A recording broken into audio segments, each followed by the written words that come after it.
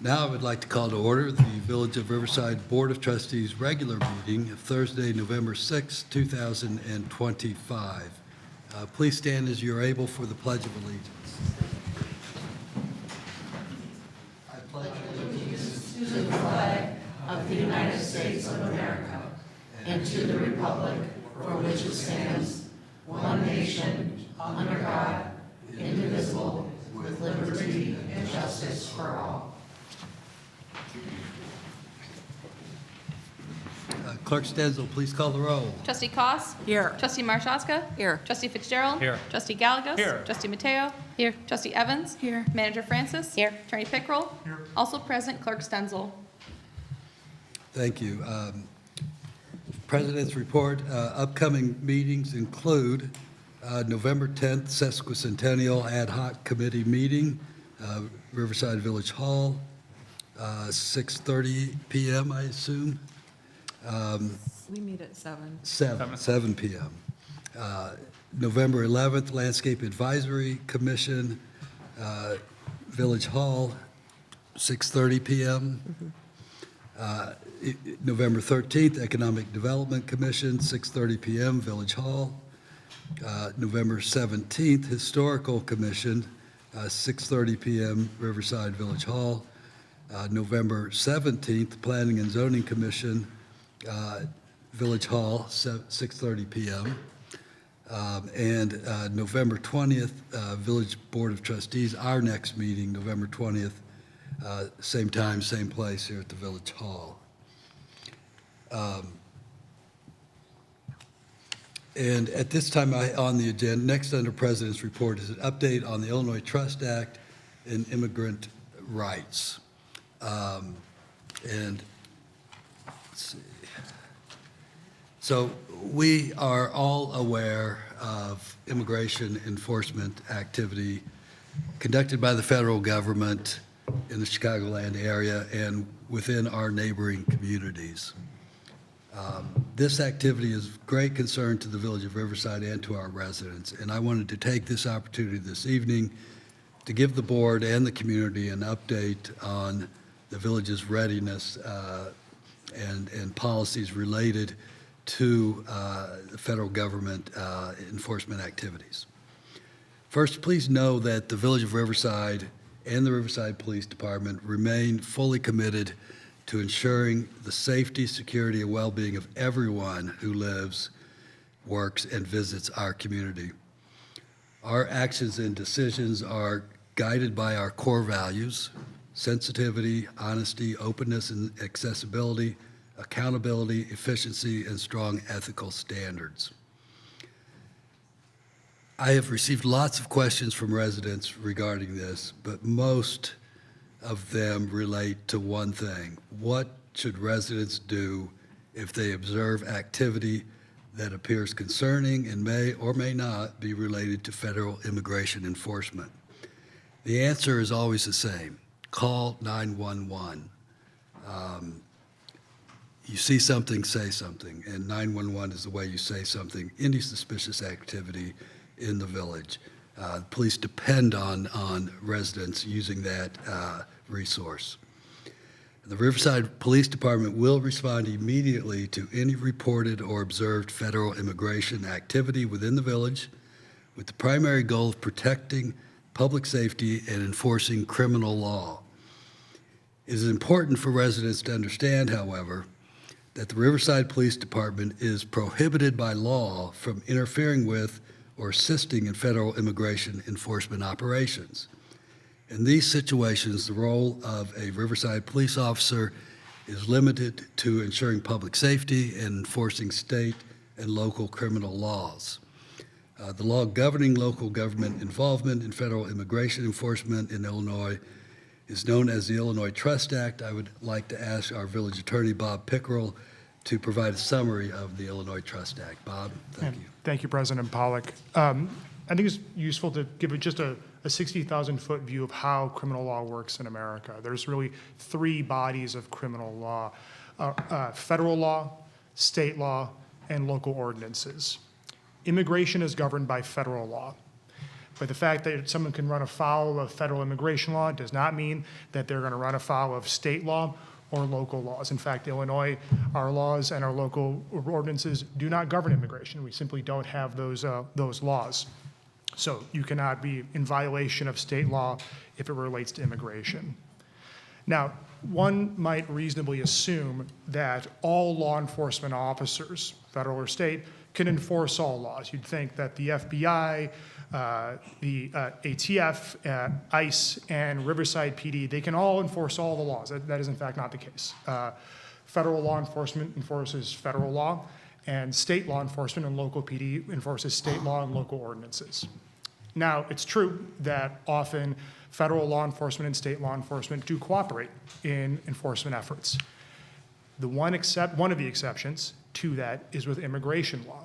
It's because Illinois passed the Trust Act, referred to by President Pollock, that actually prohibits Riverside PD from participating in immigration enforcement. Now, there's a general prohibition, but that includes a number of specific prohibitions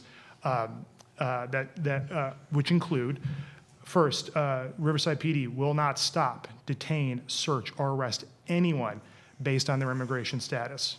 In fact, we don't even ask about immigration status. Next, we don't give any resources or assist in any way with federal immigration enforcement. We do not give federal immigration enforcement agents information that is not already available to the general public. And if federal immigration agents were to try and order us, Riverside PD, to assist them with immigration enforcement, we would refuse that order. We would violate Illinois law. Now, the Illinois Attorney General has actually a really useful summary of the Trust Act and its practical implications, which I believe will be making available on the village's website so you can understand better. Now, the other side of this coin is, first, we don't participate, but we also don't obstruct. Federal agents, ICE in particular, they have a statutory authorization, and they are allowed to conduct those activities and to carry out their purpose. And if we were to try to prevent that from happening, that may be considered obstruction of justice, which would render our efforts first ineffective and also undermine our efforts to protect public safety. Now, I realize everything I've just said to you is about a lot of what we don't do. So what do we do? Riverside PD will respond to any report of federal immigration enforcement in the village. Our purpose is to protect the peace, de-escalate confrontations, and if inappropriate, enforce Illinois and local laws. As President Pollock said, if you see something, say something. Call us. And our officers, who are very well trained in these matters, will then investigate the call. If you see something suspicious, let's say you're not even sure if they are an ICE agent or not, just give us a call. We'll come in, we'll investigate, and if something is awry, we'll take the appropriate action. So that's the basic Illinois law on the subject. We're going to be posting more on the website, so if you have more specific questions, you can learn about it there. But I'll turn it back to President Pollock now. Thank you. I would also like to ask Police Chief Public Safety Director Matt Buckley to summarize the policies and training of our police department and our officers in regards to federal immigration enforcement. Chief Buckley. Thank you. I want to echo what President Pollock started with, that the Riverside Police Department is committed to protecting anyone and everyone who resides, visits, or travels through this village. As a member of the community and the police chief, I am proud of the fact that we have a very diverse police department. This diversity allows our officers to approach situations from a lens with true empathy.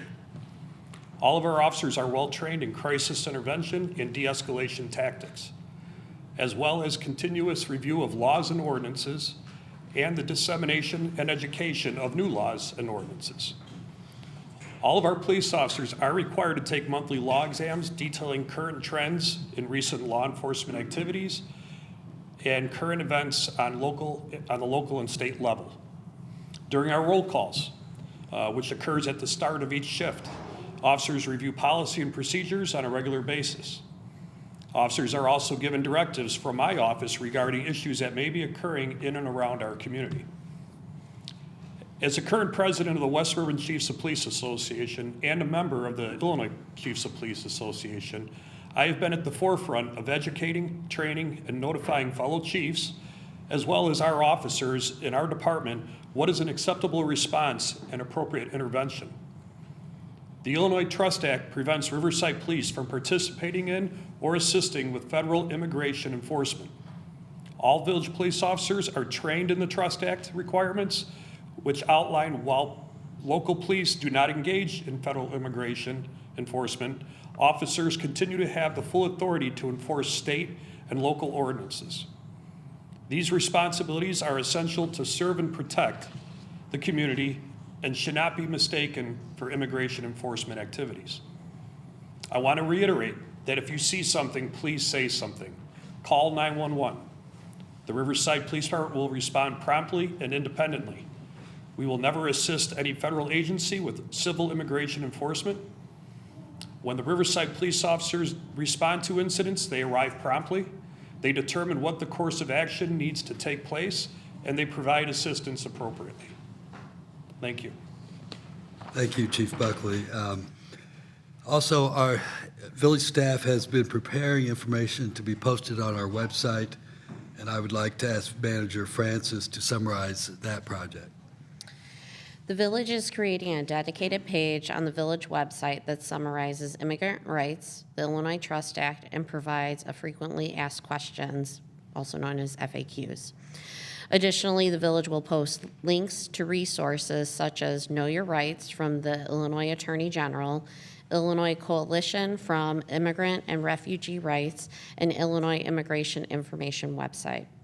Frequently asked questions, also known as FAQs, and materials that are directly posted on the village website can be, once it goes live tomorrow, easily translated through a link on the village's website with Google Translate. This is to ensure accessibility for all residents. Additionally, the Illinois Attorney General, Illinois Coalition for Immigrant and Refugee Rights, and Illinois Immigration Information website all can be translated by the user selecting their language preference. The village will periodically update this webpage to include new state guidance, Attorney General resources, and links to other governmental partner organizations offering community education and resources.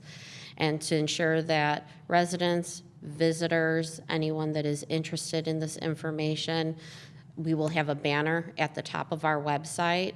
It will have a flashing red light, and you'll be able to click on that hyperlink, and it'll direct you directly to those resources. Thank you, Manager Francis. I'd like to conclude this update with an emphasis on a couple of really key points here that we've made that have been covered. First and foremost, people ask me, what do I do when I see something? Call 911. That is your resource to get police personnel to the scene to protect the public safety. And I should say, as an aside note, people often tell me, well, 911, isn't that for fires and heart attacks? No. You need the police department for anything. That's your way to get a hold of the police. So the village, if you do see something suspicious and you call 911, the Village of Riverside Police Department will take every action necessary to protect public safety and enforce criminal law of the state of Illinois and the Village of Riverside. Our police officers will not assist or support federal agents in immigration enforcement activities, nor are they permitted by law to interfere with such federal operations. Their sole responsibility in these situations is to ensure the safety and well-being of our community. Second, it remains the policy of the Village of Riverside, and I'm quoting here from our 2017 welcoming resolution, it remains the policy of the Village of Riverside to encourage diversity and a spirit of inclusion among its residents and visitors. Sorry, I lost my place.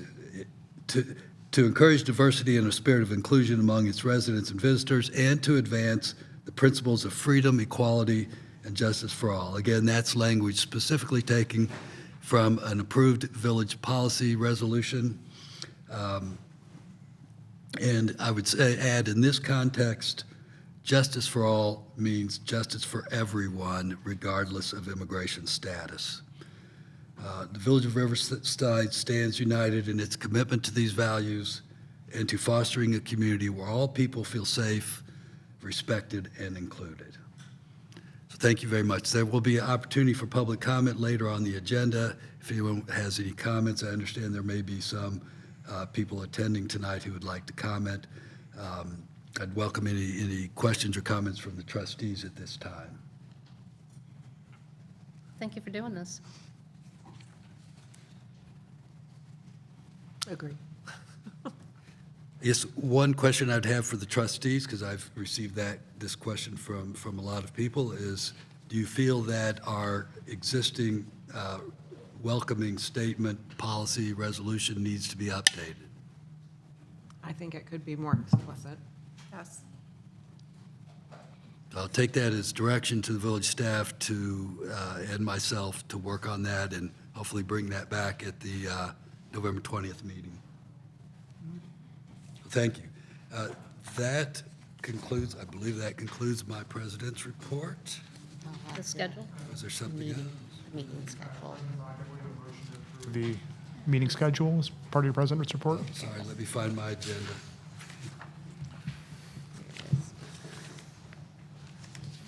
Okay, I got it here. I got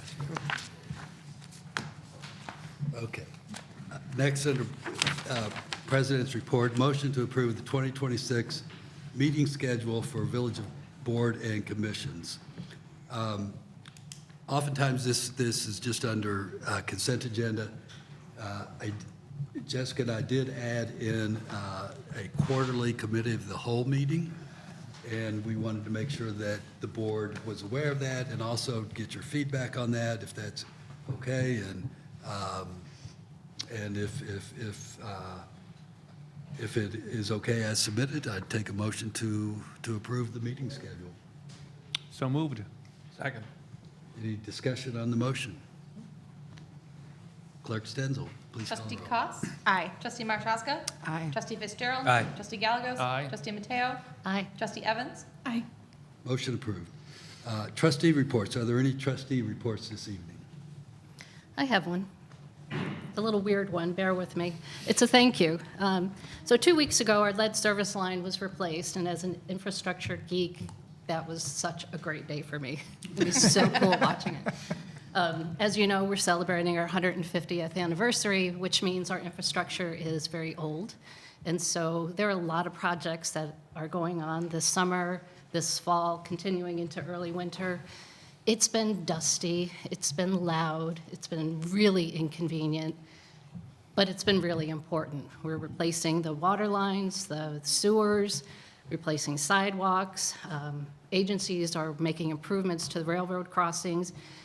I want to thank the residents and visitors for their patience, for keeping cool heads, for the most part, a couple of exceptions. It's been really challenging, but it really helps all the contractors, public works, staff, and your neighbors for keeping a good mind, a good head. So thank you for that. I appreciate that, Trustee Mateo, and I'd add too, at least in my neighborhood, the contractors have been very cooperative and helpful every day when I'm trying to get in and out of my driveway. So thank you. Any other trustee reports? Manager Francis, manager's report. I have 2 items this evening. I just wanted to remind the public that the village offices are closed on Tuesday, November 11th in observance of Veterans Day. Additionally, I wanted to make mention and also thank Riverside Township, more specifically Supervisor Wilt and her team, who have been working really tirelessly to ensure that there are adequate resources within the food pantry for Riverside residents. For those that didn't see, the Village of Riverside did post about the different benefits that the food pantry offers. She was extremely grateful when I spoke to her early this week. She said that they've had a huge response. Riverside Foods is now doing a matching option where if someone contributes, they'll match it. So they've had 2 deliveries from Riverside Foods just this week alone, which is huge. A lot of residents won't realize, but You know, the township is predominantly dependent on property taxes, right? And so they haven't, similar to the village, they haven't received their second installment. And so now they're functioning on reserves to make sure that they're providing for that food pantry. So additionally, in cooperation with the township, the village, and the library all have boxes, and I want to thank Clerk Stenzel for coordinating this in very short order. All village facilities have boxes, so if residents want to make contributions to the food pantry, they can certainly do so. Make sure it's a non-perishable item, put them in there, we will make sure it gets to them. Residents can also decide to make cash donations. If they want to make a contribution, they can even make the check out to Riverside Township Food Pantry specifically. That's what it needs to be in the payable line, and we'll make sure that that gets over to the township immediately. Despite all of those different challenges that the township is going through, they are actually offering for the month of November to allow township residents to come to the food pantry not once but twice this month. Typically, they only allow it for once a month. This month, they're doing it twice a month because many individuals have had their SNAP benefits reduced, and so they're trying to help ease that burden.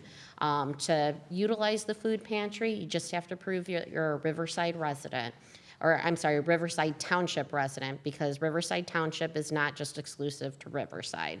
So you just have to provide that verification. You don't have to show need.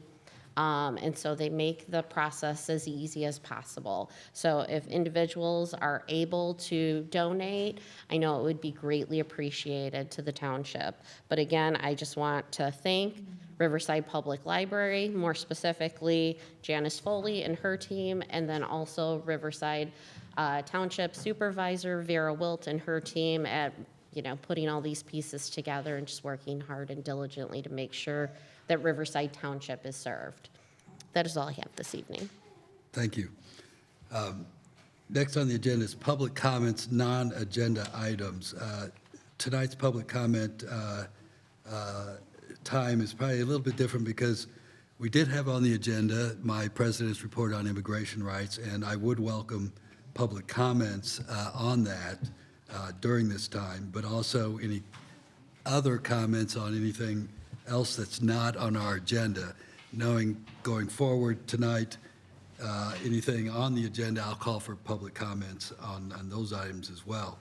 So first of all, I would like to ask, is there anyone in the audience who would like to make a public comment not related to the immigrant rights public president's report? So there are none. And how many people here would like to comment on the president's report and the immigration rights? Just one? Very good. Thank you. Come forward, please. Identify yourself and tell You need to us. spell my name or anything? No. Okay, it's a complicated last name, so. Good evening. My name is Erin Berzachudik, and I am a Riverside resident, along with my husband, son, and young daughter. And I'm here to voice my concern about the safety of the immigrant community in Riverside, and would like the village to take action to protect our community, my community, and to protect me. I am a proud Riversider, but I am not a U.S. citizen. I am an immigrant. I was born and raised in Canada and have lived here in the U.S. for less than 2 years. As a permanent resident who is here legally, came here legally, and intends to stay here legally, I am not immune to the intense anxiety that immigration policy and enforcement is creating. I am terrified to be asked if I am a citizen and to say no, only to be taken away from my infant daughter. I worry about flying the Canadian flag on our home when I'm missing my family, as it was torn down from our front porch in September. And I now hesitate to answer when people ask me where I grew up. But I'm not here to complain, I'm here to ask for your help. Help for me and every other immigrant, however we got here. I would ask that the board work towards passing a welcoming city ordinance that goes beyond the Illinois Trust Act and includes the following provisions. That it prohibits threats based on citizenship status from the town officials, prohibits the collection and sharing of immigration status information at all levels of the town government, to prohibit a federal registry program, and to ensure town resources are available in multiple languages, including Spanish. Our community needs to know that their local government sees them, hears them, and is working to protect them, their families, and their well-being. They need to know, and I need to know. Thank you. Thank you very much for coming tonight, and appreciate your statements. No one else had raised their hand, so I assume no one's changed their mind. So that will end our public comment time. Next on the agenda is the consent agenda. I should add in response, you did see that the board directed staff and myself to work on a welcoming ordinance, yes. So make sure that's clear. Consent agenda, Clerk Stenzel, please read the consent agenda. Approve voucher list of bills November 6, 2025. Approve Village Board of Trustees meeting minutes for public hearing for proposed 2025 tax levy, Village of Riverside and Riverside Public Library on October 16, 2025. Approve Village Board of Trustees regular meeting minutes October 16, 2025. Review and file board and commission minutes. The Board of Fire and Police Commissioners regular meeting minutes July 8, 2025. Police Pension Board regular meeting minutes July 17, 2025. Landscape Advisory Commission regular meeting minutes September 9th, 2025. Riverside Historical Commission regular meeting minutes September 15th, 2025. Planning and Zoning Commission regular meeting minutes September 24th, 2025. Preservation Commission regular meeting minutes October 9th, 2025. A resolution approving renewal with Waste Not Inc. for food scrap composting services. A motion to approve a West Suburban Special Recreation Association Board Representative and alternate, Resolution authorizing the village manager to execute a contract with Municipal GIS Partners, Inc. and issue a purchase order for a total amount not to exceed $49,942.56 for 2026 Geographic Information System Services. An ordinance amending the village code relative to business regulations and amending a fee schedule. A resolution determining the estimated Village of Riverside real estate property tax levy for year 2025. A resolution of the Village of Riverside, Illinois, waiving competitive bidding and authorizing the village manager to enter into an agreement and issue a purchase order to Axon Enterprises, Inc. of Scottsdale, Arizona, not to exceed $80,000 for the purchase of 22 body-worn cameras, 22 Taser 10 conducted energy weapons, 8 in-car cameras, cloud-based video storage, redaction software, support, and maintenance. Do any of these items need to be removed? If not, could I have a motion and a second to approve the consent agenda? So moved? Second. Motion and a second. Clerk Stenzel, please call the roll. Trustee Koss. Aye. Trustee Marshazga. Aye. Trustee Fitzgerald. Aye. Trustee Gallegos. Aye. Trustee Mateo. Aye. Trustee Evans. Aye. Motion approved.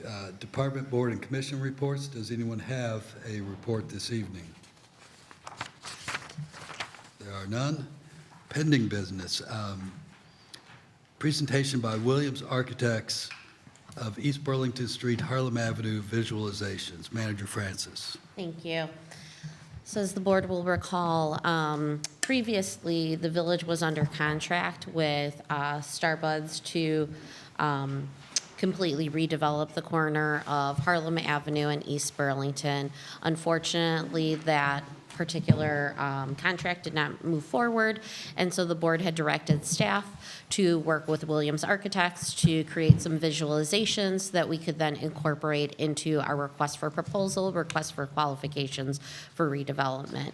And so we have representatives from Williams here this evening, and they'll walk the board through at a very high level those visualizations, to which we will then be able to incorporate into our RFP and RFQ. Thank you. Good evening, everybody. Thank you, President Pollock, trustees, Manager Francis. You've heard a lot from me over the last few months with respect to a few other things, which namely public safety, which we'll get to in a few moments. But we've also been fortunate to be working with staff just on some visualization exercises to help you and potential developers understand potential possibilities that work within your zoning ordinance for the property at Burlington and Harlem. And again, because you've heard a lot from me, I'd like to introduce another member of our team who will take you through these tonight. Joe Jewell is an architect, not only an architect with us, but also a resident of Riverside and a resident very close to this particular corner. So I'll turn it over to Joe to go through this. What are the odds? All right, good evening, everyone. As mentioned, I'm Joe Jewell, proud Riversider, and also just to add, my wife and I are both architects, and we've loved Riverside ever since we learned about it in architectural history class many years ago, so we're delighted to now be living here, and I'm very delighted to be a part of this project and the other work that you'll see later. With that, we could advance. As Andy mentioned, we're going to look at a couple things, the visualizations for Burlington and Harlem, and then the public safety facility. We can advance. I do have a clicker. All right. Sure. Make it easier. There we go.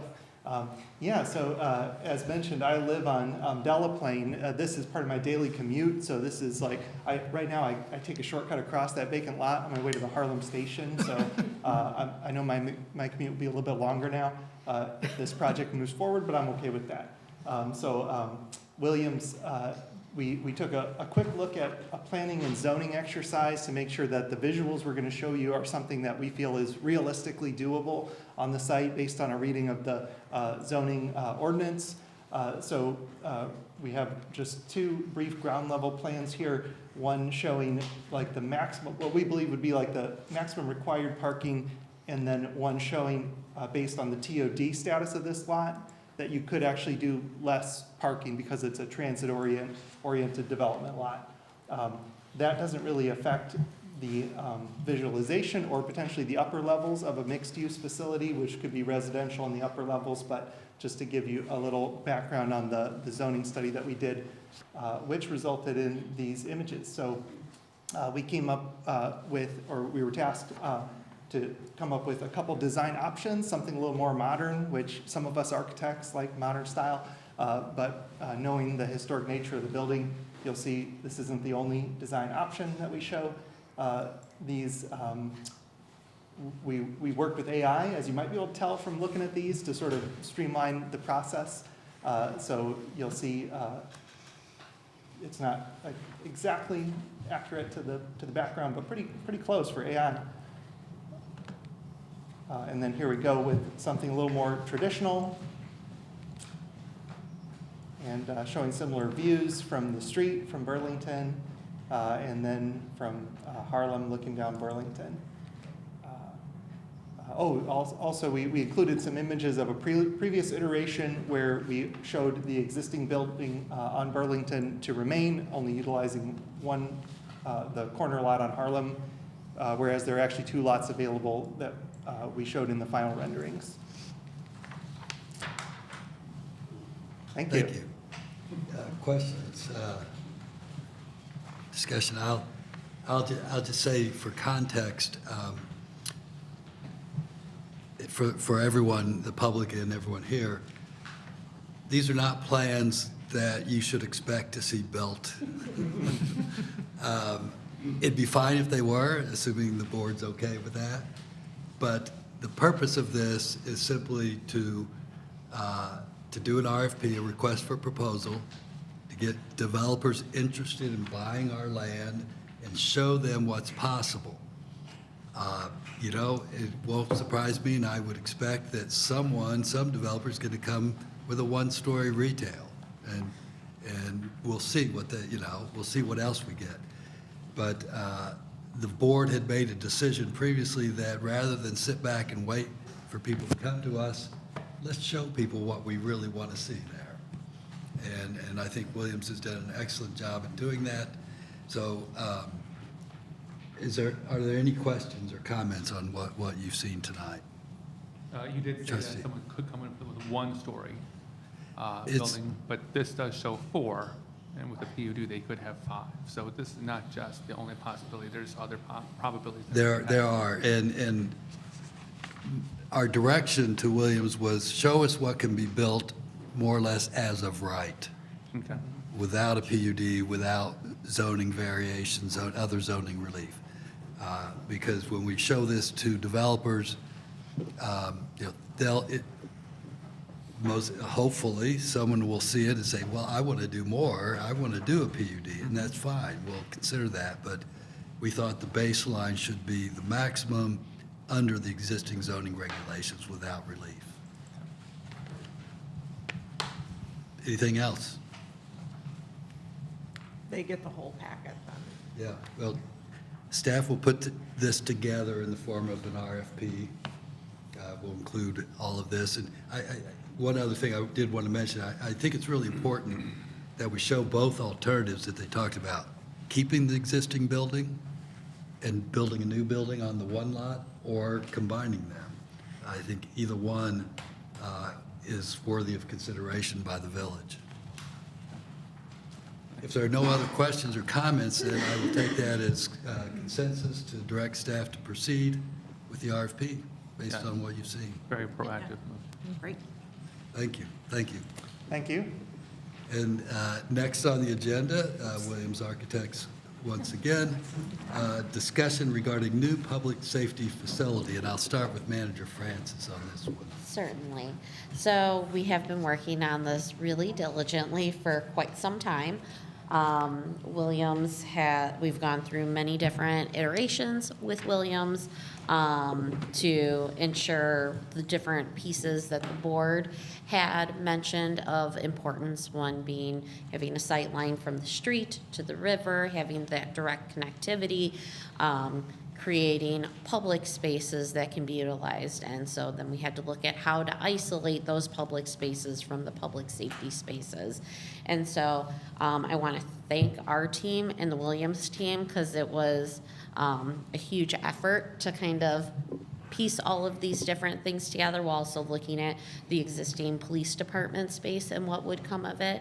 But I'm proud of what was put together right now too. I'm also proud of the fact that we came under budget for our topographic survey and our geotechnical services too. That's not to say that they won't come back and say we need some additional testing, but as of right now, we are under budget. And so Andy, once again, is here to provide some additional details of what that design looks like. Director Buckley is here, as is Director Tab and myself, and we can answer any questions that you may have of the pieces as it relates to the flow and the pattern of what was finally set up as these final iterations, because we had to think of balancing what the workflow is for police and fire and how that all fits together with the public spaces. Thank you, Manager Francis. I'm back. So I want to set the stage for the concepts that we're going to present this evening by just going into a little bit more detail about our process, where we are, what we have looked at, and some things that we don't know yet. And I think that information may be helpful as you've reviewed these and as you formulate some questions. Of course, feel free to ask us questions as we go through this or at the end, but I want to set the stage for what we're going to present tonight. As Manager Francis mentioned, we've been working very closely with staff over a series of 6 meetings over the last couple months to take where we were in that planning phase, where we had a space program, and just very, very rough conceptual layouts to floor plans that are still at a schematic level, but are accurately representing every single space we need in the building to make it to function, all of the circulation we need to make the building work and to get from one space to another, wall spaces, furniture, all of those things. So you're going to see a lot more detail. Having said that, it is still schematic design. There are a lot of things we don't know and that are normally sort of sussed out as we go through a design process. In concert with where we are in the process, there is still a lot of information we are still awaiting that will cause us to tweak and refine these designs as we move forward in this process. As Manager Francis mentioned, we have got good news that we're under budget with our surveying and our soil borings that we need. I wouldn't call it bad news, it's just a status update. We don't have that information yet. So we don't know exactly the elevation at which the building is going to be placed because we don't have the survey information. We also don't know if there are any underlying soil conditions that could affect foundations or anything like that. The reason we do soil borings early in the process is so that if there is an issue, we're able to proactively address it. But I always do like to mention what we do and what we don't know and what will get baked into concepts as we know more. Some things I want to preface the presentation of these plans with that I think are worth mentioning. I think we clearly heard from all of you in our previous work with you that you're really interested in maximizing space in this program that is able to be used by the entire community. I think you will see in these plans that we've been able to increase the amount of space available for community use in a few different ways, which we'll discuss in a moment. So that's a win. I think it provides a lot of the things that the community and you as trustees have asked for. It has also enlarged the overall building footprint, though, and we don't yet know the cost impact of that. As we get into this process, we will learn more of that. We are aware of the budget parameters that have been set forth, and our intent is to stay as close to that as possible. But I do want to preface that and make sure we don't mislead you into thinking that we can absolutely get more space without any fiscal impact. The reality is we just don't have that information yet. Following the other thing that, of course, you don't see in your packet are any indications of exterior look. In our experience, especially in working with public safety facilities, which have very complicated floor plans and very specific reasoning as to why things need to be in certain places, we have found that it is really important to get the basics of the plan and the adjacencies between spaces either right on or very close to where they need to be before we start exploring exterior looks. And that's because all of these, especially in a multi-level building like that, these spatial relationships affect the height of the building, they affect the massing of the building, and all of the more we can work with on the plan, the more realistic we can be and the more informed we can be when we get to exteriors. A long way of saying exteriors are coming next. So without further ado, I'd like to get into the plans. And again, because you've heard a lot of me, I'd like to introduce another member of our team, Kim Nigro, who is the director of our Chicago office and one of our public safety specialists, who is working as the project manager on this effort, and will take us through these plans tonight, and we'll answer any questions you may have as a team. So Kim, I'll turn it over to you. Thanks, Andy. Thank you, everyone, for having us this evening and giving us an opportunity to dive into a little more detail. I wanted to echo a couple things, which is that I'm going to show you 3 different schemes. All of these schemes have a lot of things in common, but we felt like it was worth showing the 3 options because there's a few key differences. But I want to start by talking about what all of the schemes have in common. It'll make it a little quicker to go through each one as we go from scheme 1 to 2 to 3. So one of the things, and I'll just kind of use the scheme 1 site plan to talk about a few of these. Let's see if this pointer works. Ooh, it does. Again, the community space in all of these schemes is front and center. It's in this kind of a light orange tone. And you'll see that is common to all 3 of the schemes, that there is an open space that has both access and views all the way through to the river and a connection to a proposed riverwalk element patio that is connecting all the way back to the suspension bridge. I know that was a very important ask from the board to make that connection. I also want to point out that we did do studies in the various iterations with staff on having that connection be an indoor corridor versus an exterior link, which in the end, because of the complication of all the programs between police, fire, and public spaces, that interior corridor option was adding a lot of extra square footage. It wasn't helping us meet the goal of getting everything we could in here as tightly as possible. And so the plan evolved to make this an exterior connection. And so then it's not space you're having to heat and cool. It's still allowing that access and visual connection, but it's not becoming part of the envelope that you have to pay to build. So that's the current direction in all of the schemes that you'll see. The other thing that you'll see is basically on-site parking, I know, was a really important thing to try to maintain or even maximize. So what you'll see is that currently there are about 40 spaces on this overall site with staff parking here. And what we have in all the proposed schemes is a total of 50 spaces with some additional parking in a front kind of pull-through visitor parking with accessible parking spaces. And then off of the apparatus bay, an additional 4 spaces that would be for patrol vehicles coming in just to write a quick report. And then as well, you'll see on the next slide, a lower level of patrol parking.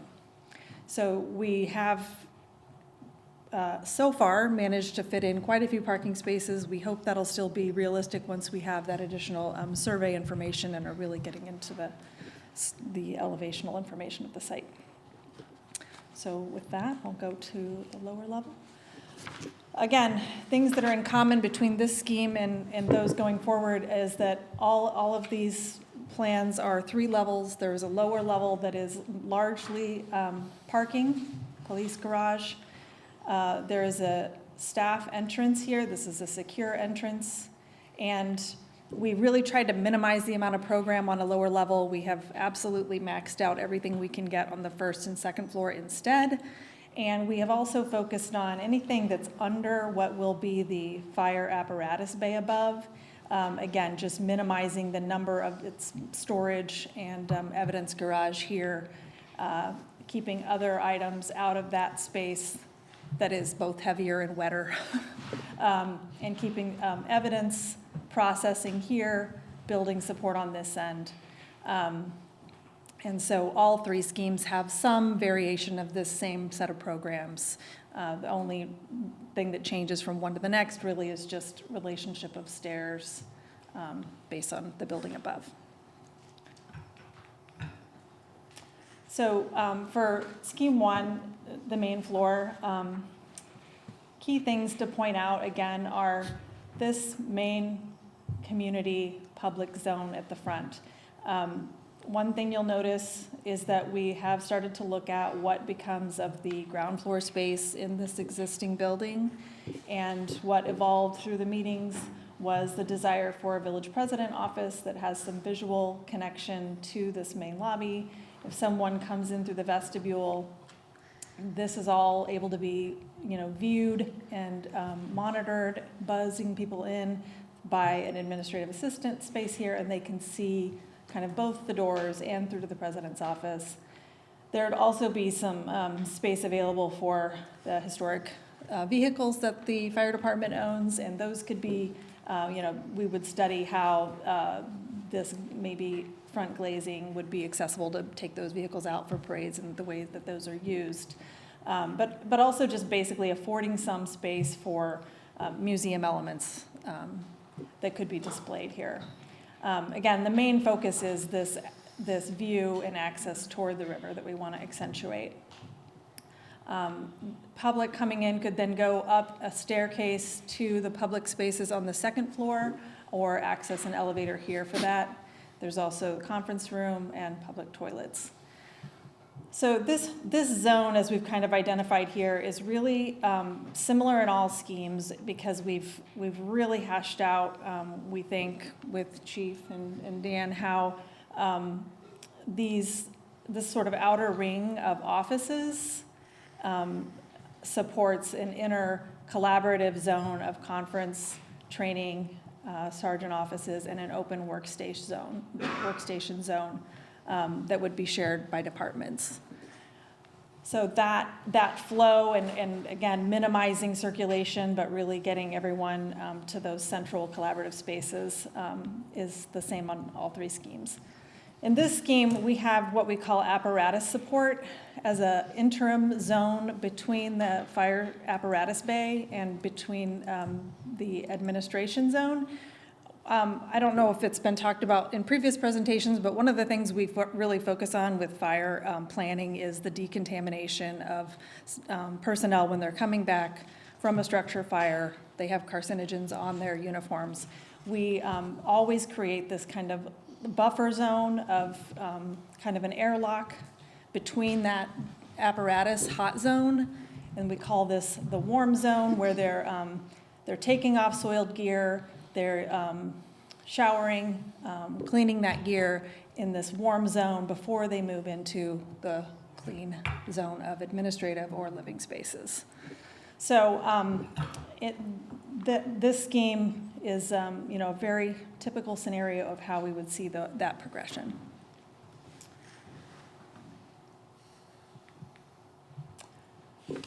For scheme one, the public and community spaces that are accessible again have really been, aggregated on this west side of the building. So if you'll recall, I mentioned the ornamental stair you can come up, or the elevator. From that vertical circulation, you can come all the way through. Here we do have an interior corridor connection to this public terrace that is shared by a fitness room and community space. So it is a nice visual view through the whole building and connecting around. At the front would be public toilets, a family toilet, and then you would come in, if you were in the community space, there's access to Riverside TV and their IT room, a community kitchen, which could serve this space, or other programming. And again, pretty large fitness space that, while the community space would focus views out toward the river, the fitness in this scheme is focused back towards town. You'd still have plenty of opportunity for views, but not a river view from the fitness space in this scheme. And then the rest of the second floor, one thing again common to all the schemes is that we're taking advantage of a mezzanine over the apparatus bay. So a portion of that double height volume is getting used functionally for bunk rooms for the fire staff, and then we would have kitchen, dining, living here, and locker rooms for police in this zone. Stop me if I'm going too fast, or I figure we'll go through all of these and then come back for questions. So scheme two, the main thing I will point out is that the support for apparatus that I mentioned, that sort of decontamination zone, has moved to the east side of the apparatus bay. And this was just something we wanted to look at for how does that change parking. In this case, these 4 spaces are now off of this lower drive, but we're able to maintain the same number of parking spaces. It just offers some slight variations in, you'll see on the second floor some changes to the public community space and what we use that mezzanine zone for. So again, very similar to scheme one, still have evidence garage and storage on this end. Slight shift in stair access, but otherwise the same programming on this level. And on the first floor, main level, again, as I mentioned, this is the main change. We've moved that zone over to this side and centered the apparatus bay a little bit more between admin and that support zone. This really is the same layout. Again, same uses here in the existing building.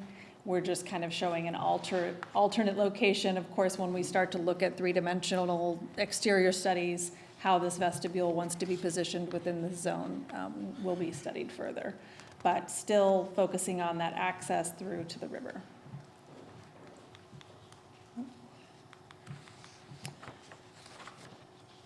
So in this scheme, the second floor is also fairly similar in terms of fitness location and community space. One thing I didn't mention in the previous scheme, but both of them have, is this potential flexible space that's, we're creating this by kind of extending over that lobby zone below. You will notice in both schemes, we've held away the building from actually contacting this building at the second floor level. Anything that we do, we want to very lightly engage this historic structure. And so we're kind of considering at this point, again, not getting ahead of ourselves with the three-dimensional design, but could this be a green roof or a terrace that's connecting through to a second floor public terrace at the river. So the main changes for the rest of this floor layout are kind of shifting because the apparatus support bay moved over here. We shifted the bunk rooms to this zone that gives them a little bit more privacy and separation from other departmental uses. And then using this, this portion of the mezzanine for kitchen, dining, and day room functions.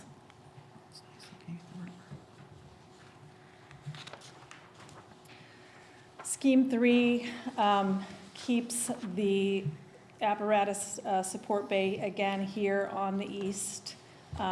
Just slight changes in the way that some of the public spaces around the lobby are organized. So just one more variation that nobody wanted to rule out. So we wanted to show you everything we've discussed. So in this version of the lower level, again, same programmatic functions. There's a bit more of the evidence garage has moved inboard a little bit, so there's an interior corridor connecting to that, but still evidence processing down here, patrol support, and building mechanicals. So in this version, we have kind of done some slight shifts in this admin zone where when you come in the vestibule, the stair, the ornamental main stair access for the public would be straight ahead of you. So you'd kind of have that focus towards going upstairs to those public spaces or through to the river. So that change caused the administration, the assistants who would buzz people in to move up to this zone. They still have a view for granting access through the vestibule. So that's kind of the shift. These zones and the public toilet versus stair have kind of alternated in this scheme. And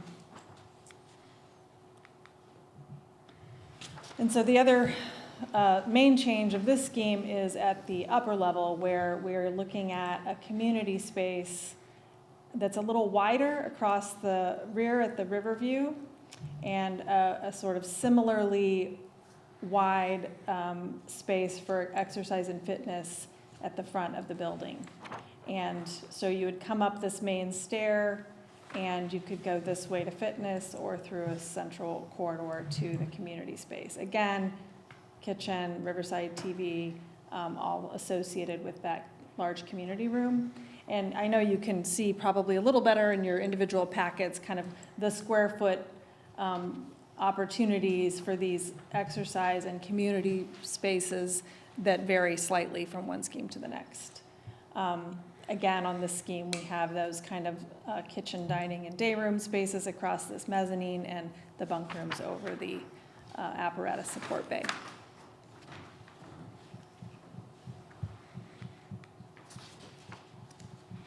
So I assume usually when I get to this stage of the presentation, we start scrolling backwards.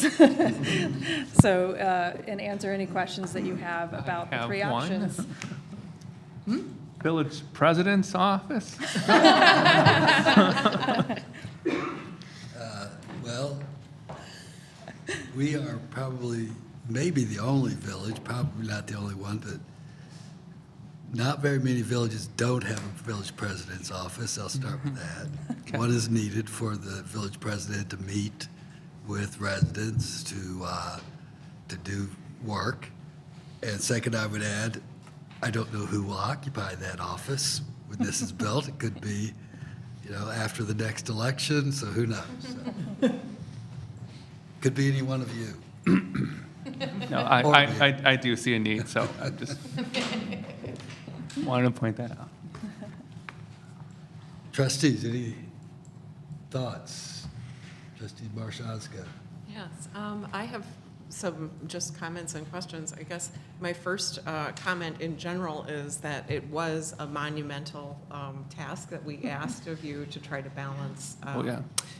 the public safety needs with the, very considerable needs of our community to feel like this was something that they have ownership in as well, and that they can be active participants in using. I see the effort has been made to have river access for both, the public safety personnel and for the public, which is great. There are a couple of things that I don't understand, and I'm hoping you can explain to me. I hope I can too. Okay, terrific.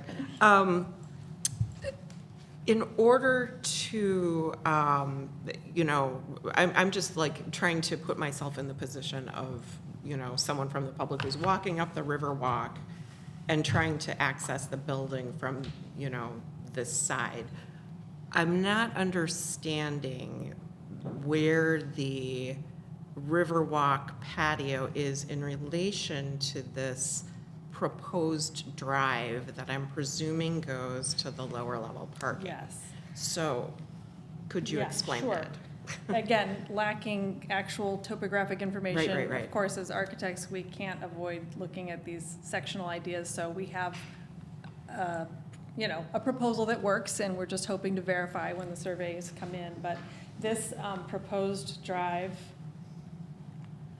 does, it is a incline downward, and so you're at the lower level, you're moving from current staff parking level down to the lower level by the time you're here. And so you would go underneath this terrace portion, and this is more at the main floor level. So this is a little bit elevated from, current river. I know there's not an actual walk here yet, but if this were, we would slowly maybe be ramping up here as you're walking to this patio level. Again, all of this is going to be based on the survey information and setting the lower level at the most responsible height, given river level, given building science, and getting those elevations. Again, they're competing as much as the program is. But that, yes, this is kind of at a level above that driveway going underneath. Same on this side. This driveway is ramping down. You're going underneath the main level at that point. Is there a reason for the shape that you chose along the western side of the building for the patio?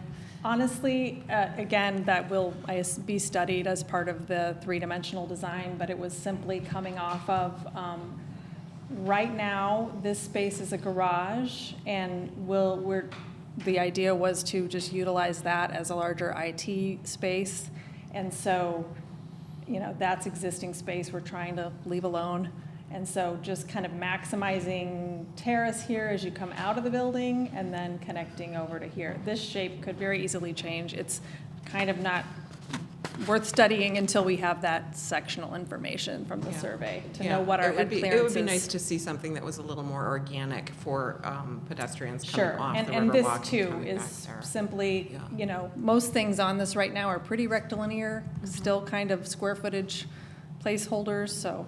Yeah. Okay, great. Then another question that I did have was with respect to that area that you identified as the IT area as existing, and you didn't want to do anything with it or leave it alone. I guess my question is that it seems to be an area that blocks off the visual from the public space to the river, and perhaps maybe if there isn't a compelling reason to leave it there, maybe it could be switched to an area that isn't right with a river view.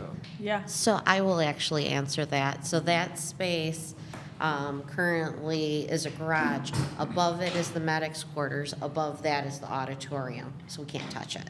That's got to stay where Oh, it's at. that's part of Yeah. the This corner. township hall. Yes. Yeah. Oh. Yeah. Yeah. So that's the reason. Yeah, I saw it. It's hard I to saw tell it in from the- gray. It was Yeah. coated gray, Yeah. so Yes. I wasn't sure if that was a Yeah, new that was piece just or- kind of a coated gray for building support, using that existing space for that different function. I see. But Okay. yeah, it is, until you kind of go back here and stand and look up at the volume of the township hall above this corner, it even for us was difficult to It's awkward comprehend. how it pokes out, but it is the back of the auditorium. Well, I of course. It's also possible that any of these shapes could move inward, could move east. If widening this view and portal through, of course, we would love to do that, so. Yeah, I would love to see more widening of the public view of the river, even if Yeah. they can't have inside space, at least inside view. Yeah, this, we're pretty tight with getting out the other side and getting back around past the beginning of this suspension bridge. This will take some retaining wall cleverness. So, it's gonna be pretty difficult to shift very much further to the east, but again, the schemes have different opportunities in terms of stair location and some other program in this zone that maybe could be shifted. Okay, great, thank you. I do have a question. So a lot of this has to do with the Department of Public Safety. As the Director of Public Safety, you had a chance to take a look at these plans. Oh, yes. Yes, he has. Okay. Very thoroughly. Big smile on his face, isn't it? I guess my question would be, do you have a preference for which scheme? And maybe Director Tab too, I don't know. He's got a, So just a little bit of information. When they first started coming out these plans, Dan and I sat in one of our offices with scissors and cut up little shapes and moved them all around to try to plan all this. And so we gave it back to Williams and said, hey, this is what we came up with. They're like, makes a lot of sense because it flowed a lot better. All of these plans flow pretty good for us, which is why they're up here. So yes, we are pretty happy with how all three of these schemes have turned out. A lot of little things that could be adjusted a little bit. But for the most part, it does make sense for our operations and for trying to get as much community space as possible. For best practice, go ahead. Yeah, go ahead. for best practices, would you prefer to have the warm space on the exterior of the building or the interior? It's separated, so either way is fine with us. But it is nice having that separated area for dirty equipment. I think we could all agree that we would defer to the Yeah. Yeah. police and fire on that, because that doesn't really affect anyone but them. So you'll have to make a decision. I had the same question, so, no worries. Well, I have a comment and two questions. Not for you. Okay. Thank you, Director Buckley. So for those who don't have paperwork in front of them, the proposal right now, and it's just a proposal, so there's a main level patio, but there's also an upper level public terrace over that patio. So two opportunities to be outside looking at the river. It's quite nice. Boy, the concrete wall on the riverbank, who is responsible for that? Well, from what I can gather, and we have to do a lot more due diligence and research, but my understanding is that concrete wall was remnants from when the hotel was there, or pieces of it. And I see Director Buckley shaking his head, so I think I'm pretty close to spot on with that one, just kind of based on pictures and other things. So I would assume that we would be responsible, and even if we weren't responsible and we wanted to make improvements or changes to it, I can't imagine that IDNR would be like, no, we'll handle this. One of the things, since I'm talking at the moment, that I wanted to note that was a request of mine, because I had a brainstorm, and Williams humored me, as did President Pollock, was one weekend I had this epiphany of, we should create a business district over our new facility if it's approved. And here's why. Because if it was approved and met the different requirements on that site, we could assess a 1% business district tax. Why is that important? Well, if we're entering into agreements with caterers to allow them to use the community space for catering, well, we get that 1% business district tax.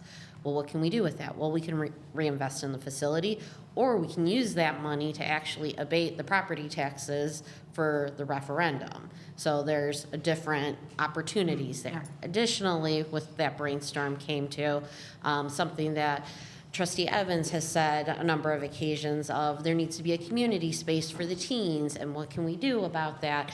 And so in thinking of not only the workout space, but the outdoor terrace and seating area, I had asked Williams, is there an opportunity to have almost like a smoothie, or like a space where a smoothie shop could be, or a coffee shop, or a small little cafe where the teens could come, maybe they don't want to hang out anymore at the library, and they could come into that space, and it's a safe space. It's a nice space for them to enjoy, for parents and families to feel comfortable for their teens going. And if we have the business district, we can add the 1% property tax on, or sales tax on it, which then could help decrease our costs for the building. And so President Pollock said, if they can fit it and it doesn't change the design, he thought you all would be open to it. Well, Williams did an awesome job, and there is a small little space that would be enough where, if we weren't successful in having a cafe type shop set up there, then it could just be utilized as additional space. But it has proximity to different type of mechanicals and things of that sort. So it creates, once again, another opportunity to continue to activate that riverfront and that space for something that we'll already be hopefully looking to build, but then hopefully decreasing some of the tax burden into the future for Riverside residents. There was one other space that could be considered, which is this off of the lobby. We were, indicating you could relocate some basement offices up to this zone and get them out of the basement. That's an option, but there is also space here within this existing building that could be used in that way as well. So there's kind of two spaces adjacent to public space that are options. So my question for you, and turf report, this is really exciting. The size of the conference room where we would have our meetings, 151 square feet, how would that compare to this current room? Any? I'll take that one. Smaller, Trustee right? Mateo. So this room is between 800 and 900 square feet roughly. The spaces on the second level, the community room, which would become the largest space, and I would assume would be where you would hold village board meetings. I believe they vary between 1,500 and 1,900 depending on the plans. So roughly twice as large is what we have now. With Riverside TV next door. Great, Yeah, thank you. Yeah, the Riverside TV space, and then that separate kitchen space that either can support the community room or be its own space for programming. Thank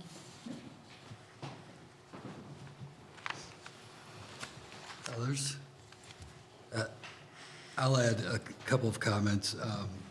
As I said before, I think the warm zone will be up to police and fire.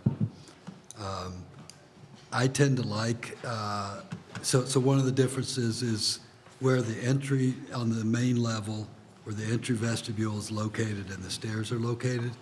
I kind of like the idea of when you enter the building, you see straight through, and that's scheme one. It's not a strong preference, but that's kind of my reaction is I think that'd be kind of cool that the first thing you see when you enter the building is you see right through to the river. And I don't know that there were any other significant differences that, I guess in scheme 3, find that one, on the upper level, unless I'm missing something, I think there was, yeah, the community room was, and fitness area were configured quite differently, right?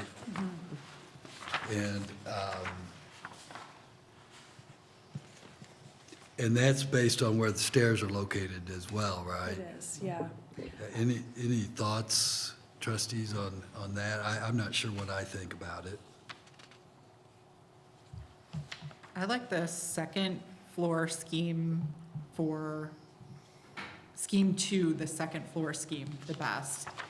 One of the reasons is because I like that the bunk rooms are a little more secluded. I think that's kind of nice to have the bunk rooms really away from everything else. Plus, I think it's also really nice for the sort of community spaces for police and fire to be looking at the river.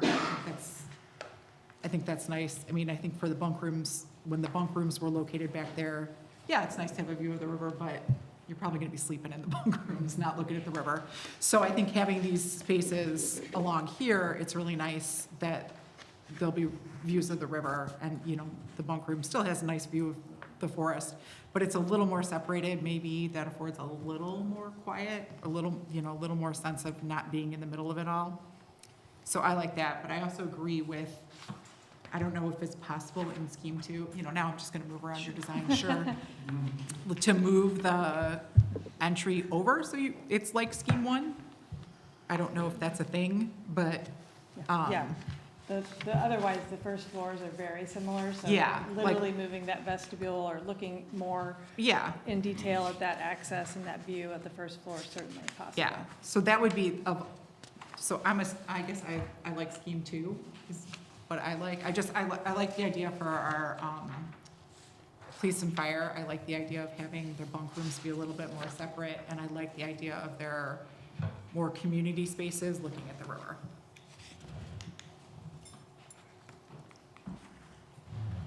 It beats the railroad tracks right now.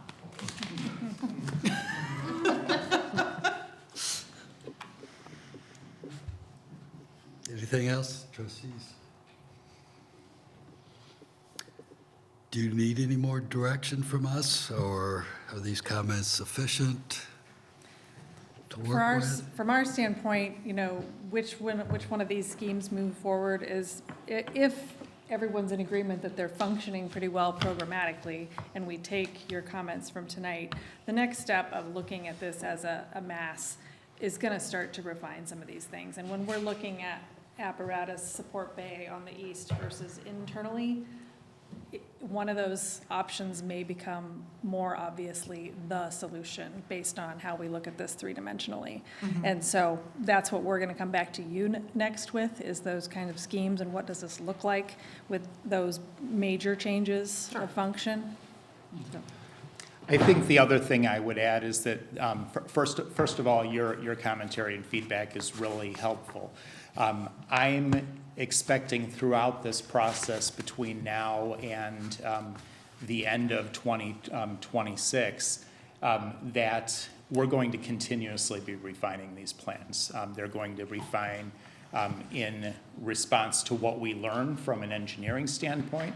They're going to refine based on feedback from all of you as trustees and from staff, and they're going to be refined based on what we hear when we start to take these to the community. And based on the exterior concepts that we come up with. You know, that's something we're particularly excited to get into. But it's helpful for us to hear these comments from you tonight, because it helps us know where we can go and what you liked and what were question points as we develop this further. So from our standpoint, I think we have what we need to keep moving forward, and I think we'll probably next be in front of you in January, based on the work that we have to do with the exterior and the number of meetings we'll have to have with staff to make that happen. So I just had one more Yeah. comment on Scheme 2. I was like, there was something else I liked about Scheme 2. Okay, I realize I watched too many movies. I'm just gonna preface this with that. But I like the fact that the police armory in the basement level is not by the entrance in Scheme 2. The police armory was kind of by the same main entrance in Scheme 1 and I think in Scheme 3. I don't know, I mean, it just seems like maybe that's not, I mean, I realize it's gonna be secure, but, you know, having it not by an entrance seems like a good idea to me. Sure. Yeah, as you noted. Because I watch a this- lot of cop shows. Absolutely. As you noted, of course, once we get down to this level, this is entirely Sure. a restricted area. Yeah. And then there would be an additional layer of security, probably a card access system. Sure. I can't imagine doing a new building without something like that Sure. with public safety. But Yeah. but that's a great comment. Thank you. All right, thank you. Since we won't see all of you for the rest of 2025, most likely, just have a wonderful holiday season. We'll see you back in January. Too. Thank you very Thank much. Thank you. Next on the agenda is update on vacation rentals in residential district. Director Siren. Thank you very much, President Pollock. The board received a request from the owner of a duplex on Berry Point Road to revise the village code to allow vacation rentals in residential zoning districts.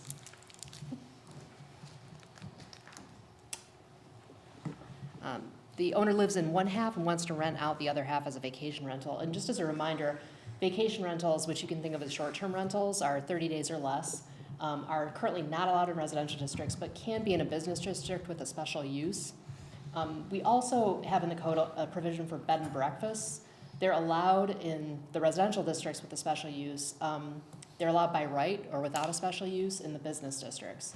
And the main difference between those two, aside from the breakfast provision, is that the owner doesn't have to be present during the rental for a short-term rental or vacation rental, but they do have to be present at a bed and breakfast. We currently do not have any licensed vacation rentals or bed and breakfasts in the village. So the resident who requested that vacation rentals be allowed provided a few benefits, primarily having space for visiting family and friends to stay, making a little more income, and activating the business district with visitors. And they even suggested a few regulations, which are pretty standard in different communities. This was brought before the Planning and Zoning Commission and discussed. 4 of the 5 commissioners stated they did not recommend allowing vacation rentals in the residential districts and provided a number of reasons. Property owners purchased their homes with the expectation that they would live in a residential district. There doesn't seem to be a demand for vacation rentals based on the fact that we don't have any in the business districts where they're currently allowed. They said if they become very popular, we could maybe consider expanding that to the residential districts as a use. This request has already been asked and answered in the village, so it's not clear what's changed since that last discussion occurred. And during that last discussion, there were 300 residents who signed a petition stating they did not want vacation rentals in the residential district, so that indicates the village residents already have strong feelings about this topic that they've stated. Continuing, as I noted, no one is typically on site in a vacation rental to prevent problems that places the burden on the neighbors to report those issues and then kind of possibly wait to have them resolved. If there are many short-term rentals in neighborhoods, it could lead to a loss of community. It was felt that most residents want to know who their neighbors are. And hotels are allowed by special use and vacation rentals already allowed, which should be sufficient. There was one commissioner who said they'd be interested in discussing allowing vacation rentals in the residential districts with a special use for a few reasons. They felt that the various requirements would limit the number of properties to just a few in town. That Riverside doesn't have many homes that can be rented for any length of time, short-term or long-term, and that the nearest hotels are in Chicago or Oak Brook. So it would be nice to have a place for visiting family or friends to stay. That property owners should have a reasonable expectation that they won't live next to a disruptive rental, but that's what the special use process is for.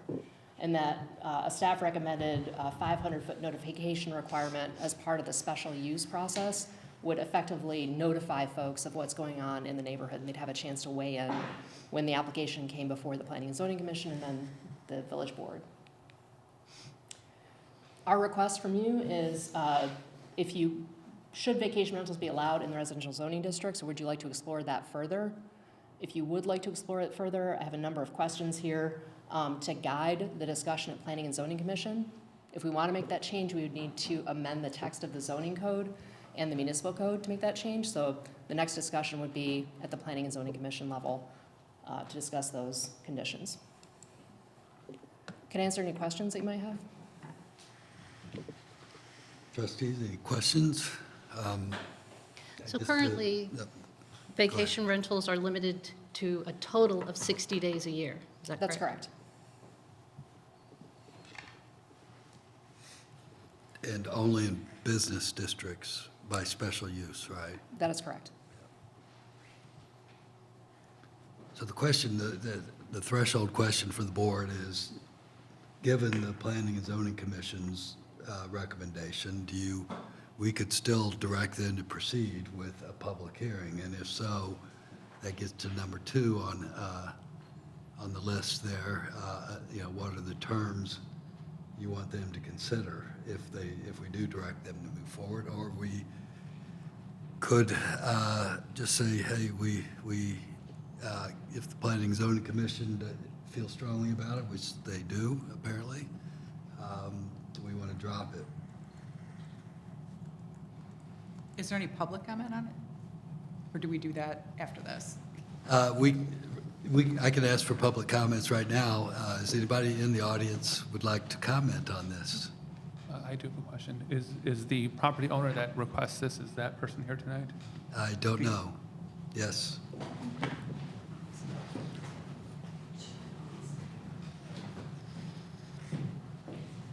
Hi, I'm Maria Bernardi, and I'm the one who wrote the letter.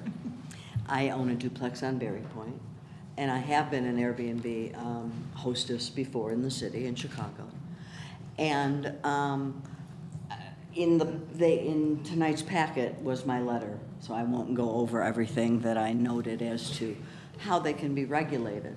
But I really do believe very strongly that if the village regulates this properly, would not be a problem. You need to have owners slash landlords, whatever you want to call them, that understand keeping the community properly cared for. Nobody wants strangers running on their lawn and somebody's dog, them pooping on their lawn and then they're gone the next day. I understand that. This can all be regulated, and I think that it should. I don't think people should be allowed to buy a house and rent it immediately for an Airbnb, because that's where you get the absentee landlords, and that's where the problems come into play. But that's all. I just really think it should be regulated properly. I think the village, my interpretation, I had friends who lived here until, I grew up not far from here, so I'm very familiar with Riverside, by the way, and I've loved it since I was this big. And I would love to host people and share Riverside, as well as putting some of my own family that comes in from around the country and even around the world. So that's my personal thing. Plus, you can make more money with a single, with a stay than you can with a regular rental. So as I'm getting to retirement age, and these things come into play. But there should be no reason why much of this couldn't be addressed with just regulation and having it. I had a short-term stay in Chicago, even before Airbnbs were incorporated, actually, and nobody on the block even knew. It doesn't have to be disruptive. I've seen in the paperwork a couple of times these were referred to as disruptive rentals. They don't have to be that way. And so that's all I'm saying. So I'd love to see it happen, and if there's anything more I can add, certainly any questions I can add right now, or if you want to call me down the road. Be glad to put my 2 cents in, because I'm never short for comments. So anybody have anything that Any questions at this moment? I don't have any questions for the owner. Thank you. Okay. Thank you all. I'm really not in favor of going against one of our commissioners, what they voted on, but I would like to hear if EDC would want to weigh in on this. I mean, I Would want to wait on it? weigh in, give an opinion on this one, since it is a type of business that's going to be in our residential. I mean, I'm also wondering if maybe we would want to look at the definition of bed and breakfast establishments, which currently is defined as only single-family residences, and consider expanding that, you know, I mean, such that a duplex might, you know, I or was a having, multifamily property might. that may be similar to something I was thinking of is, I mean, one way to do this is you could, I think, you could say, in residential districts, it's limited to two-family or multifamily, and the owner has to live on property. Similar to a bed and breakfast, Yeah. but not necessarily the same. I mean, it could be a duplex like we have here, where the owner lives in one half and they do short-term rental in the other half. So the owner's almost always on site. Yeah, this seems like a different circumstance than you rent your house and you're someplace else and you have no idea what's going on Exactly. next door. This doesn't feel like that. I feel like this is almost, like you're saying, like almost an amendment to what we currently have, to have it be, because the situation feels different. Others? I'm not inclined to go against the PZC. They had a very thoughtful discussion. I'm uncomfortable reopening the idea when 300, like I was here when the residents came, not in the board, but 300 residents, that's a very rare number to get on a petition. I don't think it's fair to reopen this discussion when they're all gonna remember this. It was a very tense, high emotion discussion.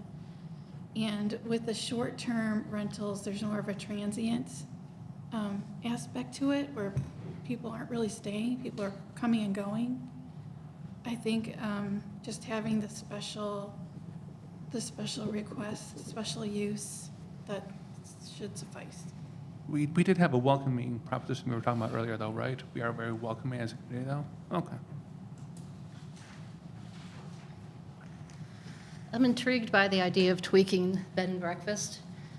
Several of the commissioners noted that you buy a house, you want to know who your neighbor is.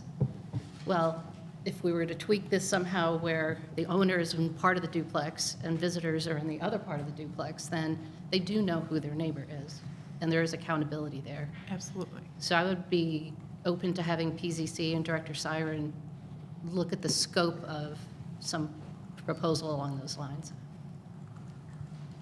And to your point, to me, that's different than going against what PZC's discussed. This is a different,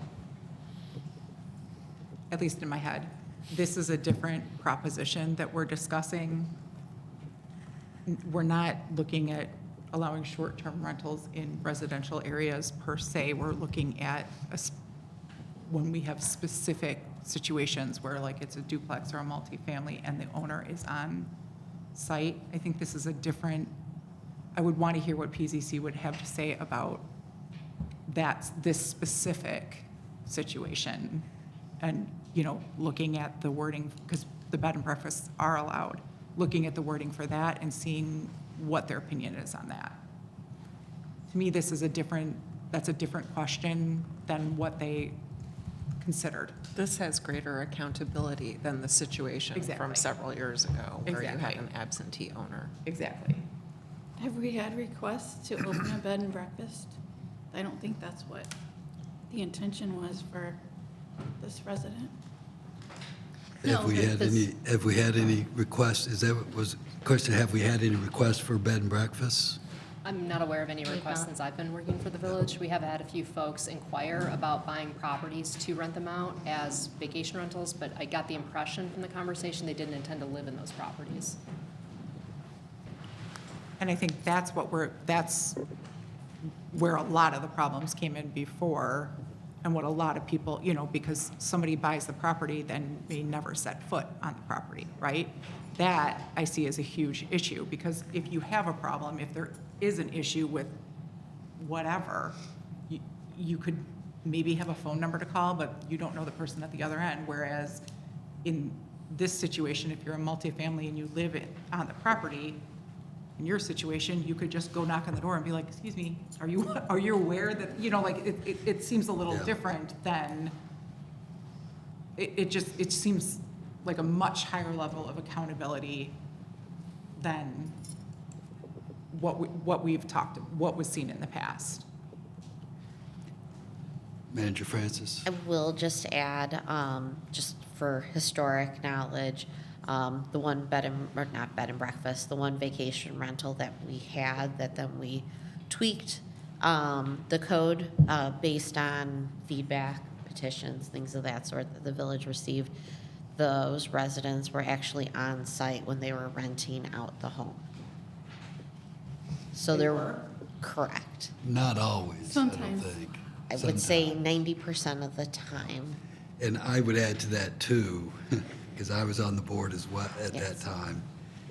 What that was very far removed from short-term rental. That was not a short-term rental. That was being rented as an event venue. It was a banquet hall. It was an event venue. From what we saw, everyone who rented it had parties, had wedding receptions, had, Oh, well, that's completely different then. that's my point. I don't know that what happened 7 years ago in the specifics of that case are too relevant because I've rented many short-term rentals and I just sleep there. You know, I'm vacationing, I'm going off doing whatever, visiting family, and this was not that. It was large events on a regular basis, for what that's worth. Well, and to her point in her letter was, you know, if you're having a wedding in town or an event in a proper event space in town, really the closest hotels are pretty far away. If you're having your parents come in for, you know, the holidays, the closest hotels are pretty far away. The idea of having something like this, I find intriguing if, you know, like depending on the house size or even, you know, the amount of privacy your guests want. I don't know. I think, to me, this seems intriguing because there's a really high level of accountability. I don't know, again, I like the idea of tweaking what we have as opposed to creating a whole new vacation rental allowance, is my thought. Trustee Fitzgerald? Hi, could you please clarify between the terminology special event versus special use? Oh, sure. So a special use is a zoning term. What that means is that you are requesting, the use would be permitted in the zoning district where you're proposing to locate it, but it may not be appropriate for that specific location and the type of development that's proposed. So in this case, it requires notification, publication in the newspaper, sign on the property, and mailed notice to property owners within 250 feet of the property, so that they're notified of the public hearing before the Planning and Zoning Commission. The Planning and Zoning Commission reviews the proposed use against a list of criteria. If the proposed use meets all those criteria and the Planning and Zoning Commission is compelled to feel that this is an appropriate use for the site, they make a recommendation to the village board, who ultimately can approve or deny the special use. So when we're talking about what happened in the past with special events, which is ultra short-term use versus special use, which is short-term, that's kind of the road we're going down at this point. The special use is a type of approval process. If folks want to hold events, they would be technically prohibited from holding events by the code in a vacation rental because it's specifically prohibited, I believe, for the reason of what occurred last time. Well, I would only add, trustee, so a special event is limited to a very short duration. That's correct. A special use is, as Aaron pointed out, is a type of zoning classification where you typically, if you get granted a special use, you have that for a very long period of time. So, for example, if you're in a residential neighborhood and often schools or religious facilities require a special use, we would grant it and you wouldn't need to come back at any point. You would, once you meet those conditions, you would have it on an ongoing basis. so I'm not super comfortable with going against what the Planning and Zoning Committee does, but I do think this warrants, like Trustee Gallegos said, further discussion with the Economic Development Committee on it. I think there is some gray area that we can work with on that and see what happens. I'd be more concerned about if something does go into place, what's the enforcement mechanisms that are going to be utilized if, someone goes outside those guidelines? Sure. So the code currently states that we can issue citations if the nuisance ordinance is violated. It also allows us to revoke the license if there are multiple nuisance violations at the same property. So it does give the village a good amount of discretion. It requires a manager who's located within 30 miles of the vacation rental at all times to respond, to be kind of that initial point of response for folks. So there are already in the code provisions to prevent nuisances and direct response. Thank you.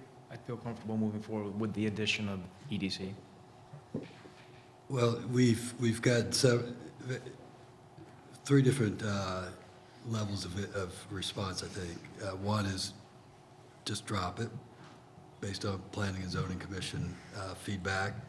One is to continue to pursue it under the guideline of it's multifamily or two-family and the owner lives on site. And then we also got a suggestion that we forwarded to the Economic Development Commission before we do anything else. Typically, we could just do this by consensus, but when there's disagreement, I prefer to ask for a motion to direct staff to, or a motion to either just drop it, motion to send it to EDC, and/or to direct Planning and Zoning to proceed with the hearing, but based on that the owner has to live in the building. So, Question, what are the questions to the EDC? Well, do they see a benefit of this for our community? What is this, though? People, coming to visit us and having the opportunity of staying in residences that they might not normally be able to do. For a couple of weeks? Term? Yeah, they gotta go to restaurants, they gotta do shopping, they gotta buy stuff. I mean, it's part of Well- being welcoming, right? If I'm asked question one, I would say no. I'm just one vote, but I'm trying to, I have the same question, what would go to EDC at this point? I think they might be better served by having something more concrete from planning and zoning if we ask them to pursue a new rental category. I would be okay with that sequence. I would be in favor of proceeding with the new rental category. unless someone objects, we can take that as consensus and avoid a motion, but I want to make sure everybody gets heard. Hearing no objection to that, so the direction then, or consensus would be that we would like Planning and Zoning to continue looking at it, but specifically with the understanding that it would be restricted to owner-occupied or buildings where the owner lives in the building, his full-time residency in a building, and they're renting out the other side of a duplex or another unit in their apartment or multifamily building. Everybody comfortable with that? Yep. Mm-hmm. Would we phrase it as extending the bed and breakfast? You could phrase it that way, Yeah, yeah. that's a possibility. Okay. Well, bed and breakfast has really good regulations, safety regulations, minimum square footage. I wouldn't require any breakfasts to be made. Leave that part out. But it could be a model. We have some good breakfast restaurants already. Yes, we do. True. I just want to say one more time, we should consider when 300 people organize, and they came to more than one meeting, if that's the effort that 300 people put in, I don't think it's fair to, again, reopen the discussion just because time has passed. And now they're all going to be, you know, I fear that they'll all feel obligated to come and just argue about it again. It's just not fair. It's just my 2 cents. You don't feel that this is a different discussion? Not really, not at the end of, no, not really at the end of the day. There's still people coming and staying for a while and leaving. And there's still gonna be, like if I live next to the building on Blooming Bank, then I'm the neighbor. And then somebody comes for a couple weeks and then they leave, and then somebody else is here. It's like, we all live in a small, community, and the houses are all pretty close together. It's just the same thing, it's just the transient nature of it can make people uncomfortable.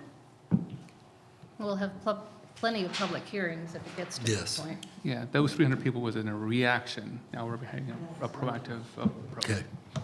So we have direction for staff? President Pollock? Thank you. President Pollock, could I ask if the board would like to opine on the questions to specify to provide additional direction to the Planning and Zoning Commission, or should we wait until we receive direction from the Planning and Zoning Commission? We can try to quickly go through those, and I'll state a position and see how the board responds. I think special use is a no-brainer, I think, right? Yep. It's got to be a special use. Yeah. And the notification, I guess 500 feet's okay with me. Does anyone object to that?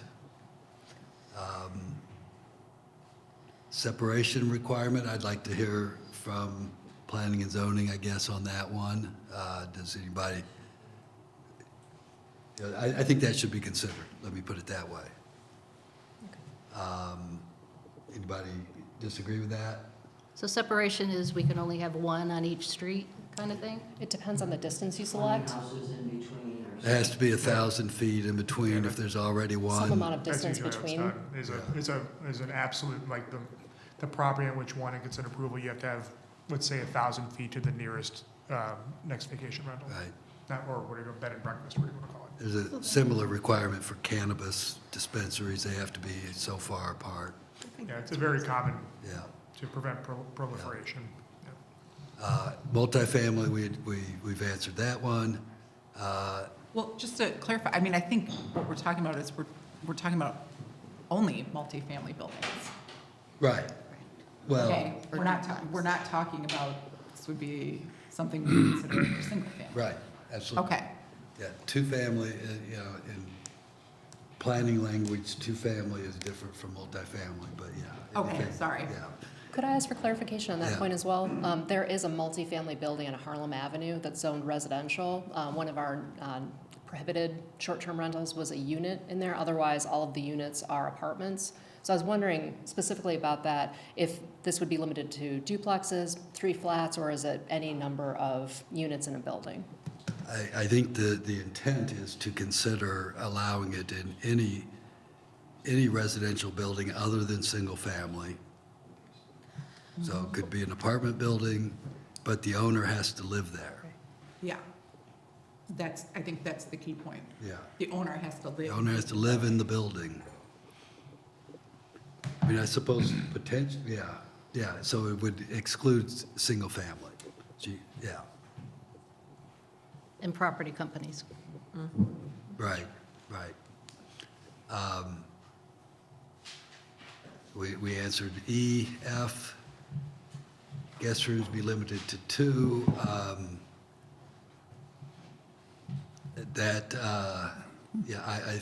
think that, Well, what about like a young couple and 2 little kids? I mean, Yeah, separate family. if it's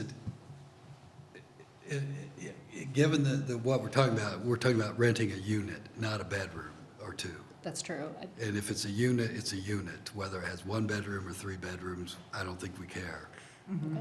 If it's multifamily, the owner lives in the building, they have a unit that has 1, 2, or 3 bedrooms, they can rent it out. I think that's the direction we're going, right? Yeah, I think also, again, I know we're getting into specifics, but I don't think they should be able to, like, if it's 3 bedrooms, I don't think they should be able to rent it to three separate units. Have Rent 3 separate as- units. as It's a a single unit. unit Right, per. right. Rented by the unit. Mhm. Should the number of guests be limited to 6? My opinion is that there should be some limit on the number of people, and there should be some limit on how long they live there or stay there. Annual notice to neighbors that kind of goes away if the owner lives there, right? Yeah. That's true. Backdoor trash pickup be required. I think that kind of goes away too because of the owners living there. And we have a law already that says you have to remove it within 24 hours. And should any other standards be required? Nothing's come up so far, but that's always possible. Okay. Thank you very much. Thank you. Moving on, new business. An ordinance authorizing issuance of a Class E restaurant liquor license to Hacienda Breakfast Cafe. Clerk Stenzel. The Village of Riverside controls the sale and use of liquor in the village by limiting the number of each class of liquor license. The village president serves as our liquor commissioner, and the village board must approve the increase of the number for those classes. So village staff received a liquor license application from Marcy Gomez on behalf of Breakfast Hacienda and Cafe. Speaking of good breakfast places, I think was mentioned earlier. As many of you know, Breakfast Hacienda and Cafe had a successful grand opening on October 28th, which was attended by trustees, village commission members, as well as members of the Chamber of Commerce. The owner of the business is seeking a Class E restaurant liquor license. The liquor license will not be issued until all requirements of the village code are completed. They are in the process, and staff is reviewing the application. Thank you. Any public comments on this? Any questions, trustees? Someone like to make a motion? I'll make that motion. Motion and second. Clerk Stenzel. Trustee Koss. Aye. Trustee Marshowska. Aye. Trustee Fitzgerald. Aye. Trustee Gallegos. Aye. Trustee Mateo. Aye. Trustee Evans. Motion approved. Ordinance authorizing issuance of a Class A1 liquor license for Riverside Mart, Inc., and that is the business at 26th and Harlem, the closed gas station Yes. convenience store. This was the former 7-Eleven. Village staff received a liquor license application from Jaron Baby on behalf of Riverside Mart, Inc. We do not currently have any information about a grand opening date for this business. They're seeking a Class A1 liquor license. Once again, the liquor license would not be issued until all requirements of the village code are completed. Any public comment on this? Any questions? I'm happy that someone's going to go in there, so I will Absolutely. Yeah, show very- cooperation and make the motion that we do so granted. I'll second. Motion is second. Clerk Stenzel. Trustee Koss. Aye. Trustee Marshowska. Aye. Trustee Fitzgerald. Aye. Trustee Gallegos. Aye. Trustee Mateo. Aye. Trustee Evans. Aye. And next is discussion of the Riverside Shops Incubator Program. Director Zavala. Thank you. Staff has been researching if it's a possibility for Riverside to implement a retail incubator program since the opening of the Brookfield shops this summer. The idea was presented to EDC, who recommended a presentation to the board. Tonight, we have Kendra Shaw and Patrick Greenacre here from KPGS Consulting to give a presentation on retail incubators. After the presentation, I will review what program may look like for Riverside and go over some discussion points for the board, and then we could take questions after that. Thank you.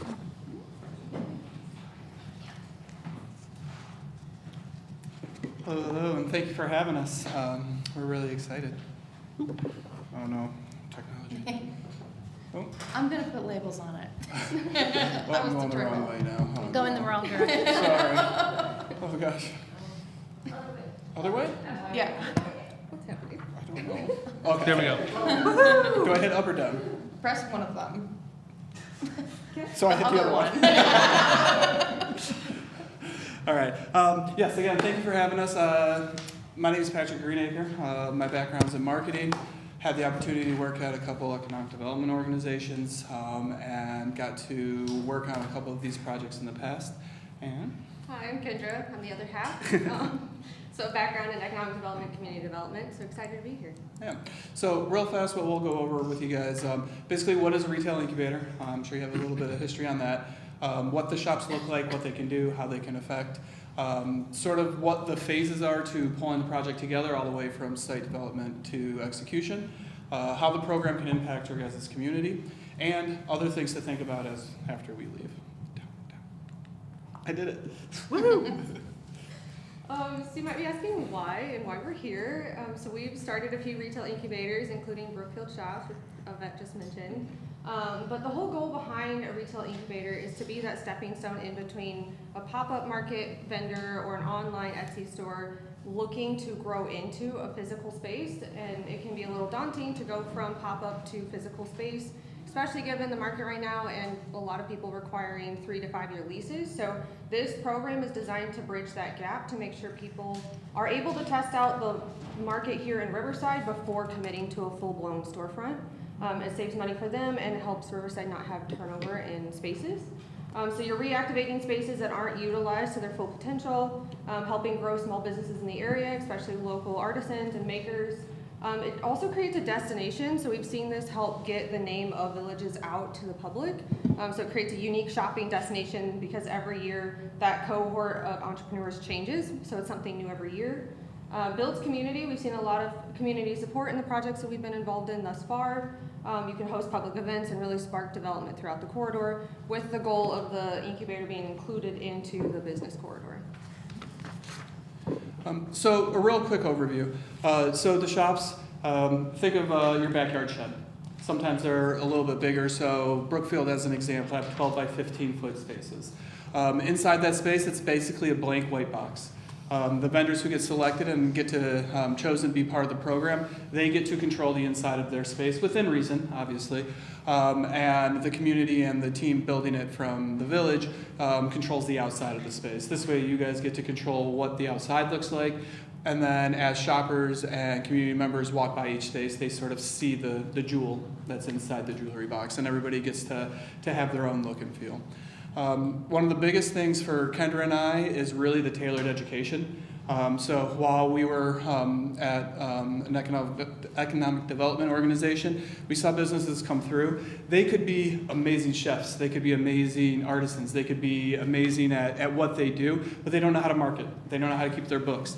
So what we've done is we really tailor courses to what the incoming vendors and the incoming cohort needs. It's a cohort style learning. This builds community inside the vendors who are coming in. It gives them a space to communicate with other vendors who are doing the same thing as them. We have seen that usually the people who are applying for these are doing pop-up markets on the weekends. So really what they're trying to do is turn their side hustle into a full-time job. So that's why we set it for Friday, Saturday, Sunday, because that gives the vendors and the business owners the opportunity to work 9 to 5, do their day job, and then still come back and be able to run this mini storefront on their own. We think that, and we know, and we've seen that it's really important that the community is involved in the decisions of the vendors that are coming in.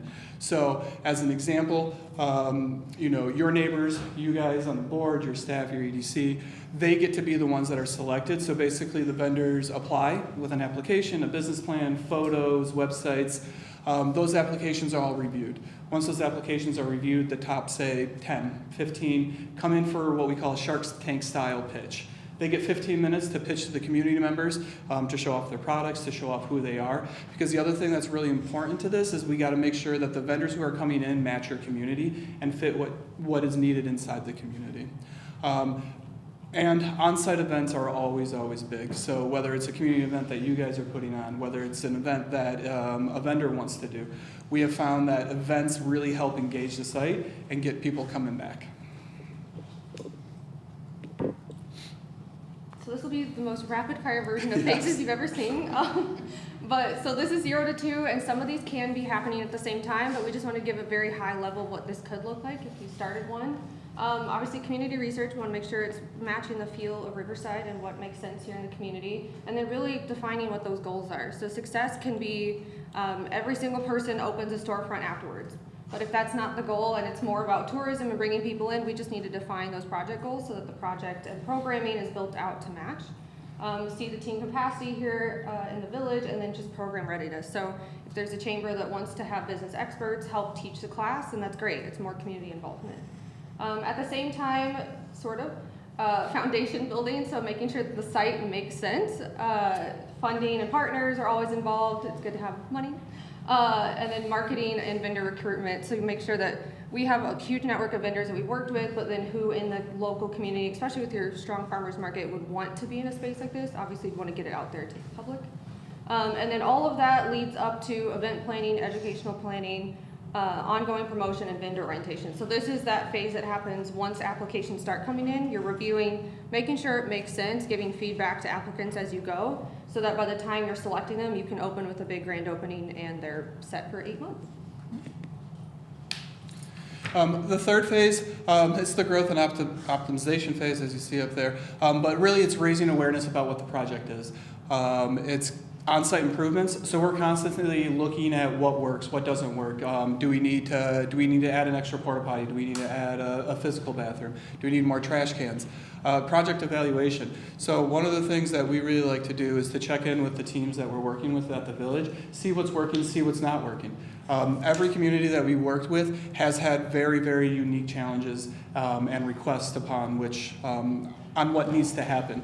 So whether this is ADA compliance, whether this is getting a certain type of business in that you guys feel would fit your business community. So they start at the shops, and then they move into one of your spaces. So if you guys are missing, say, a toy store or a woodworking shop, then we know we can go out and evaluate to see who we should reach out to in our network to really pull in those applications. And then long-term partnerships. These don't work, these shops don't work with, short-term, like, hey, we're in and out. We don't want these to be a space that's one and done. We don't want this to be done in a year. We want to make sure we're getting commitment from everybody on board, everybody in the village, and other businesses as well. And then we're econ people, so data is fun. So we always look for program management feedback, impact data, metrics, really being able to share back to you all what worked, what didn't, as Patrick was saying, but then really how do we take that and show the story of the shops so that, say you're on the media or you want to share it with donors and sponsors, you want to make sure you have that data so that for future planning and team capacity building, while we would love to be here forever, that may not be possible, so we want to make sure the project is sustainable with the team currently here. These are fun photos. So you're seeing some of our favorite moments. This is all from Brookfield Shops, but essentially we've had an overwhelming support from the community in Brookfield and in other locations that we've done it. We've been on the news almost every time we've done one of these projects. Vendors get on the news. Tourism kind of goes up in that area in the community. Do you want to add more? Yeah, so as we had mentioned, goal setting, not only for you guys, but also the vendors is really important. One of the things that we've seen is we've had many of our vendors who have left the shops and actually opened up full-blown brick and mortar stores. One of the coolest success stories is from our first year that we did this, we had a bilingual bookstore. What she really wanted to do is she went and she picked up books from all around the world to bring back, and they're all mostly children's books.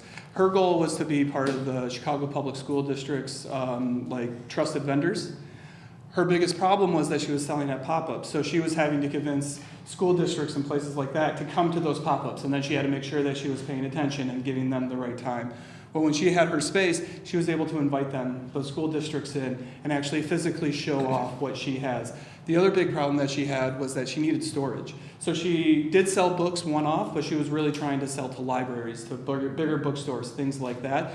So her time at the shops really got her the opportunity to bring people in and check it out. And now she is a full-blown certified vendor for Chicago Public Schools, which is a really cool success story. Sort of on the opposite end of that, but still just as great, we had a mom and 2 daughters who opened up a storefront. They did amazing. They made money. They grew as entrepreneurs. At the end of the season, Kendra and I walked up to the mom and was like, hey, where are you guys opening up shop? And she looked at me and us, and she said, absolutely not. My two girls are going to school next year, and there's no way that I can run a retail storefront. All I wanted to do was sit down with my daughters and teach them that they can be entrepreneurs. Yeah. So that is another form of success.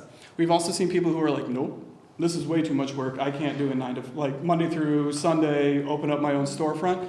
So what we see there is instead of taking a lease for 5 years at $3,500 a month and then putting their family in debt before they realize this, they get to enter these spaces at a much lower cost of entry and really see if it works or not. Actually, my favorite success story, I shouldn't say this, but we had one vendor who did really well in the shops, and then we talked to her at the graduation. We're like, so where are you going? Kind of similar to what Patrick was saying. And she's like, you know what I've decided? I hate people.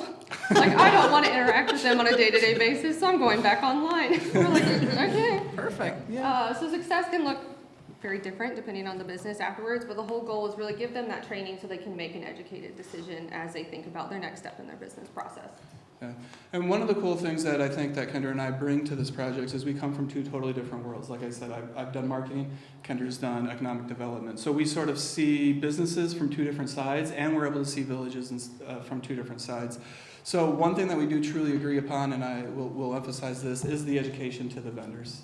That's really the most important thing to us, because we want to see them succeed, whatever that looks like. We don't want to see people opening and closing. First off, that's a big pain for the village, trying to fill those spaces and the landlords. But more importantly, we want families to grow generational wealth. And as we're seeing right now, small business is really making a resurgence and really coming back up. I hit it, I swear. There it goes. A couple of things to think about. Again, remember your goals. Remember what the goals are for the community. It does take a community, so we want community involvement. We want to hear from residents. We want to hear from you guys. We want to hear from village staff to see what it works. Kendra can talk to partnerships. Partners are key for your budget. No, partnerships are key. So we've had some cool sponsors come into these projects between donating the paint for all the exterior. If you really want neon colors, there's someone for you. All the way to someone doing donation to have all the education paid. So there's ways to get community involved, not only physically involved and volunteering, but also in the budget. And really the options are endless. So it's really what does a retail incubator in Riverside look like? What are the goals? We're open to all sorts of ideas. Yeah, thank you. Thank you. Director Zavala, follow-up? So the idea for Riverside, it was very difficult in picking a select spot. And with the site selection that we picked, we believe we could fit about 4 shops there and actually have a little area to gather as well. Right there in the red. In the green parking lot on Yes, Burlington? this is the green parking lot on Burlington. Yeah. Well, that part's not green, is it? Well, it's not green, but it's brick. So The first option that we presented to EDC was the highlighted white, to have storefronts along this section. But seeing the success of the other shops, a place where the community can gather it's a necessity. You're gonna have people come there, you're gonna wanna have them have a place to gather, to do events, to have live music. It just draws people to the shops. So we scrapped that and we showed them this. They felt it was a little too far to advertise, but we were able to maximize our view from the train in the corridor. The hope is to gather a grant in the future to help beautify the shops on the back end so you can see it from the train. The section here that's outlined without the red shading, this would be where the community space would be. The village board, like they said, you would approve the vendors. It would go through a community in the process. And then after that, the village board can approve short-term leases for the 4 vendors. I do have a question. Okay, so if I'm gonna go drop off my mail in the mailbox, and I want to egress with my automobile, where am I gonna egress after that from the post office? So the anticipation is that this would be blocked off on both sides. So I won't be able to go up. Not to pull around, no. You'd be able to go in and come out. Same here. Go go in and go out. But in the larger This lot, is, yeah, in the larger lot, if I'm gonna drop off my mail by On the side? drive-through. Yeah, there, you can yes. still go out. yeah. Go out by Yeah, you athletic go in hall. and go out. Mhm. This right here is. We would have to get some sort of a easement or Yes. agreement through Athletico, because Yes, that's a this is private lot. Athletico That's a right private here. property. Correct. Yes. Okay. This is it. Will they require electricity, Yes, yes, it will. which we don't have right now, right? No, no, we do not. We'll cover the costs coming up in the next slide. Trustee Evans? So does the village cover the infrastructure, the Yes, building of the? yes. We have appropriated a $100,000 grant from DCEO that I already spoke with them, and they said they will cover the cost of an incubator site, up to $100,000. But consulting is not included. Consulting is Site, not. Including the 4 spaces? Mm-hmm. Yes, that would be everything to get it site ready. Mm-hmm. So that was part of the funds that I had notified the board of the state appropriation during the budget process. So it would be more of a timing too, to see when it would be released. Yes, so how it works is the village then issues short-term licenses to the 4 vendors. They pay a small amount for rent. Usually it's about $500 a month. Some villages are refunding a portion if the vendor decides to open a brick and mortar in their village after the program is completed. After the first year, the board may elect to continue with the program or reevaluate the utilization of the space. This program is flexible and can be tailored to what meets the village's and the community's needs. For example, some shops are electing to have the vendor return for a second year. Brookfield told me that they opened this up as an option because the community loves some of the vendors so much.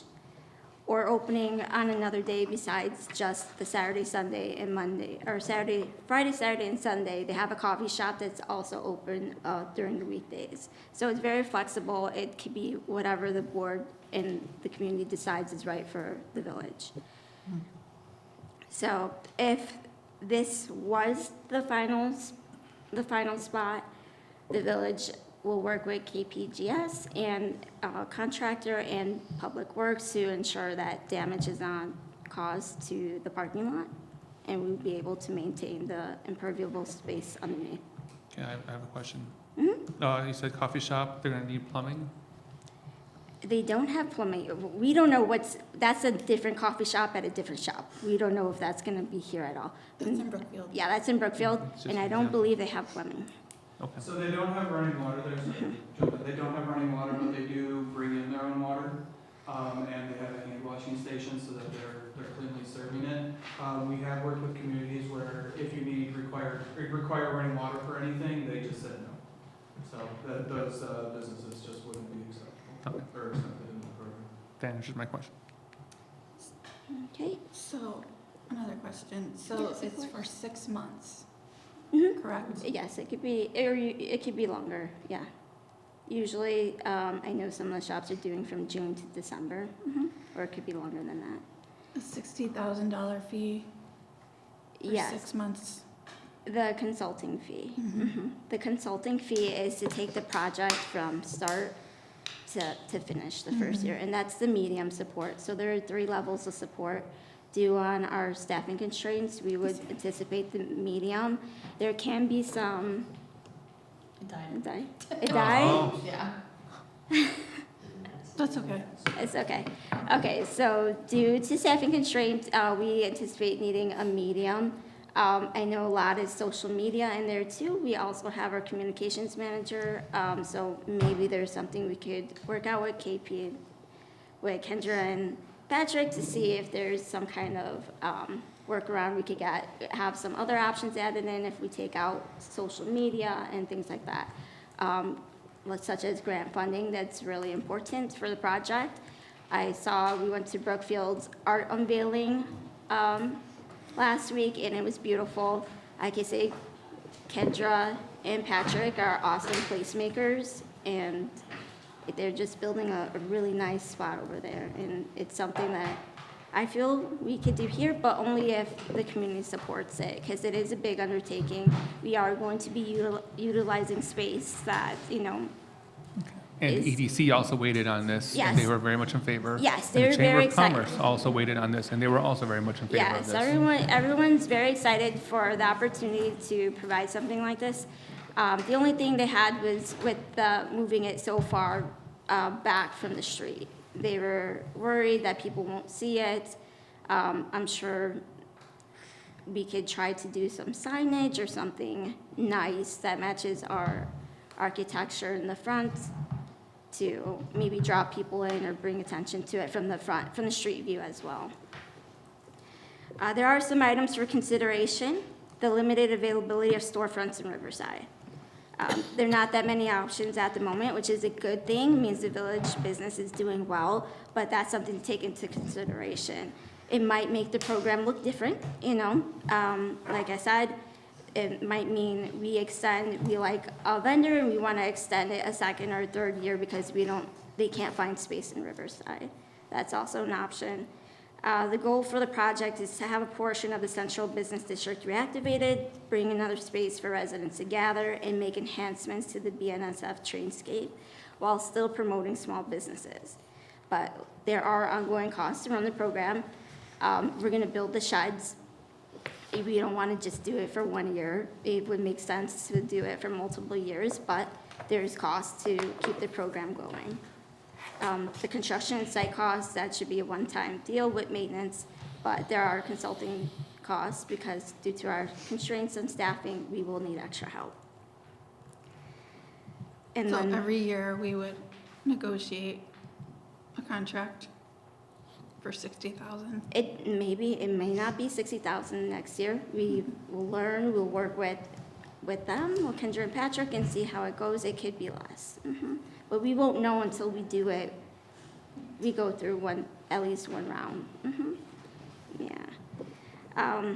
As they also said, community support is very much needed. Projects such as this are only successful if the community comes out and shows up and visits, and we're able to bring from outside and bring people into Riverside. That's the only way something like this is going to work. And that's part of the marketing strategy, right? Yes. Okay. And that's part of the consulting that we pay them to do? Yes, yeah, to be on the news, to get it out to the public, to push it farther than just Riverside.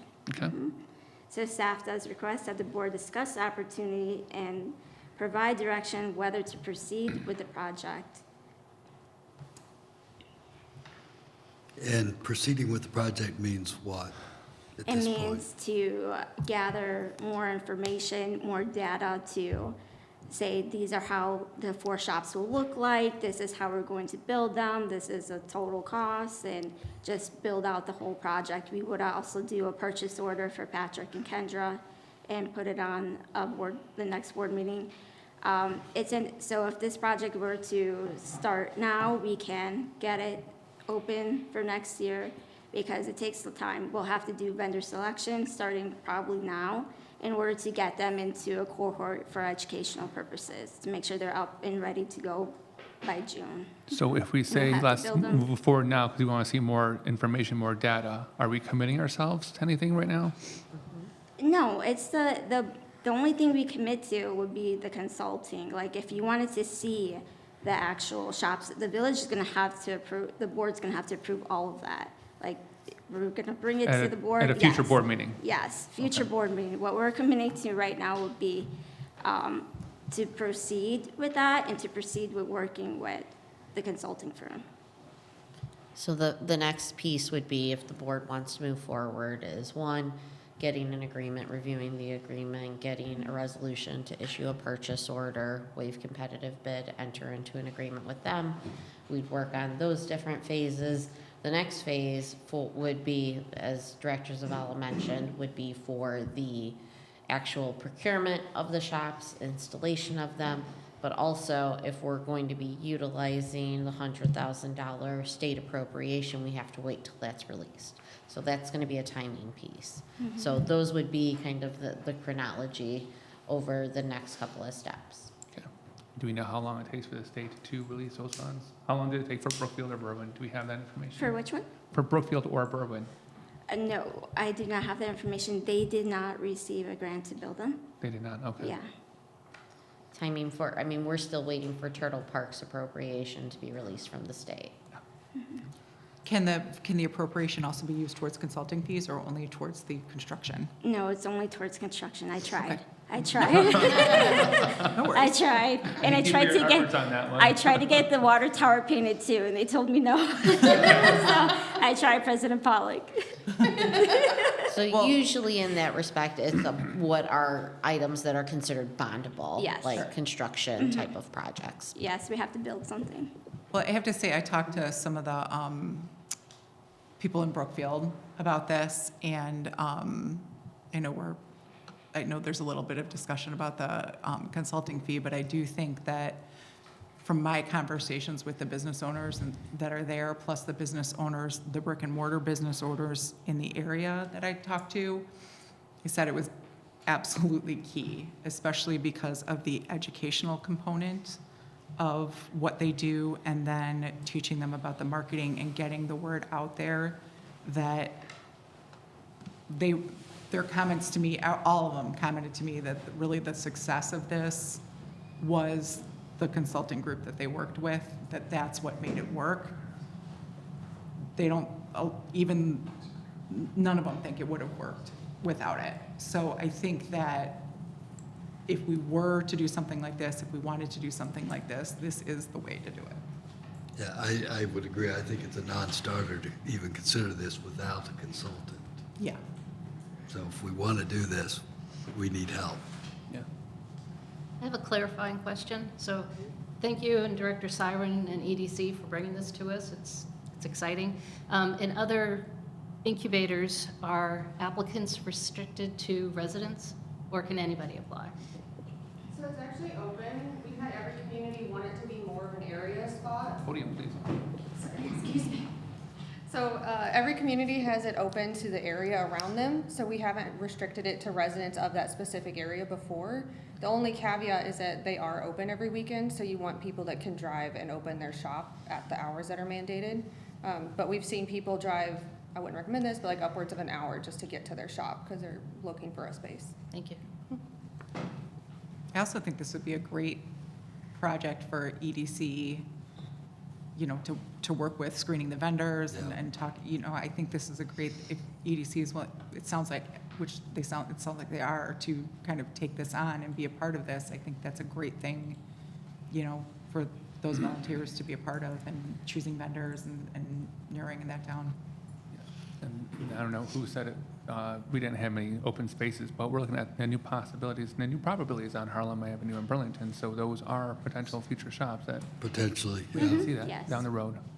And as well as our one inline mixed-use building and potentially another mixed-use building could be built in the future. I just wanted to say that I like the idea of this in general, and I understand why the green lot was selected in terms of its location, its attractiveness, and its unfortunate underutilization at this point in time.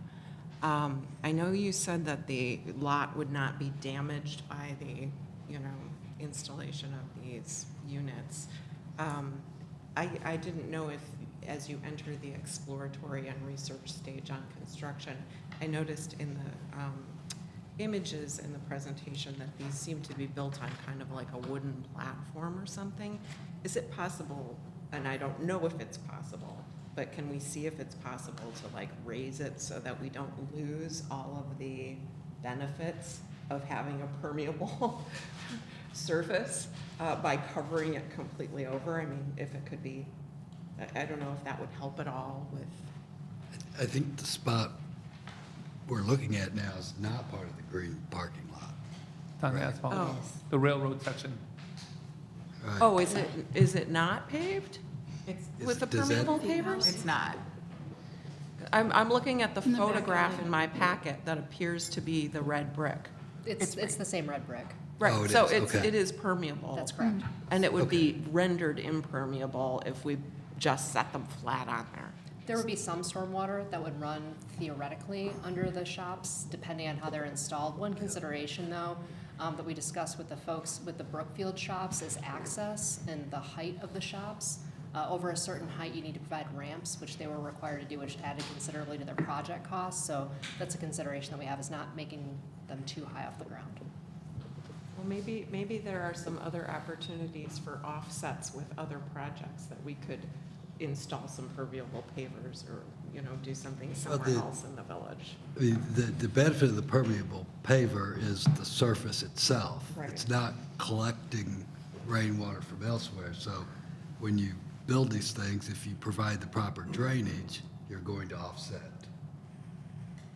the impervious coverage because you're draining it to a proper place. So it's the rainwater that's hitting that spot is staying on site. It's not going elsewhere. And that's a simple drainage, gutters and system and whatever, so you would not lose anything, I think, if it's done right, yeah. If it's done properly. So let's do it properly. We only do things properly, so. If I may very quickly, I see Director Tab in the corner shaking his head that there is something that we can do, so I wanted to make note of that. Good, thank you. So, Village Board, do you want to proceed? Yes. Yes. To the next step, yes. So we will, staff will work with the consultant and negotiate a contract that'll come back to us for approval. Correct. Thank you, and thank you all for your patience Yeah. for our long meeting, and appreciate it very much. An ordinance, next on the agenda, an ordinance amending the village code relative to trees and shrubs. Director Tab. Okay, I know it's getting late, so I'm gonna make this nice and quick. In front of you is an ordinance amending the village code relative to trees and shrubs. Within that ordinance itself, section 8-5-7 entitled Cost Sharing Tree Planting Program is a program that we used to utilize for a 50-50 match for tree planting. Resident would pay half, village would pay half. We're looking to delete that section. We haven't used that, so this is basically an ordinance cleanup, or code cleanup. We haven't used that section in years, and the reason we stopped using that was because residents would call us up and they say, I want this type of tree because I already have these type of trees on my parkway. I want it to look uniform. Well, as a village or a forest within a village that stresses diversity, as we've seen from emerald ash borer and Dutch elm disease, you come into a town with something like that, you can wipe out the entire block if you don't have species diversity. So this was kind of getting away from our intended purpose. The current program right now, the village funds all the tree plantings in public right-of-ways. So we reach out to residents, Forester Collins will observe a area in town that might be thin on trees relative to the canopy, and he will reach out to individual residents. There's a 3-year watering agreement that we request, and he works with the resident to pick out a species that helps diversify either the property or the block itself. So we don't get ourselves into a situation where we lose the entire block if a new disease shows up on the radar. So that's why we're limiting this portion. That's it. So if there's any questions, we're happy to answer them. Sounds kind of smart to me. Nope. Any questions? Motion to approve. Second. Second. Third. Any public comments? Have to ask that. Clerk Stenzel, please. You're a third? You did it. We need a third. Trustee Cost? Aye. Trustee Marshall? Aye. Trustee Fitzgerald? Aye. Trustee Gallagher? Aye. Trustee Mateo? Aye. Trustee Evans? Aye. Motion approved. Before I ask for a motion to adjourn, thank you all for your Well done. indulgence, your patience, your tolerance for this long evening. We appreciate it very much. I appreciate it very much. Someone like to make a motion to adjourn? So moved. Second. All in favor, say aye. Aye. Any opposed? None. We are adjourned.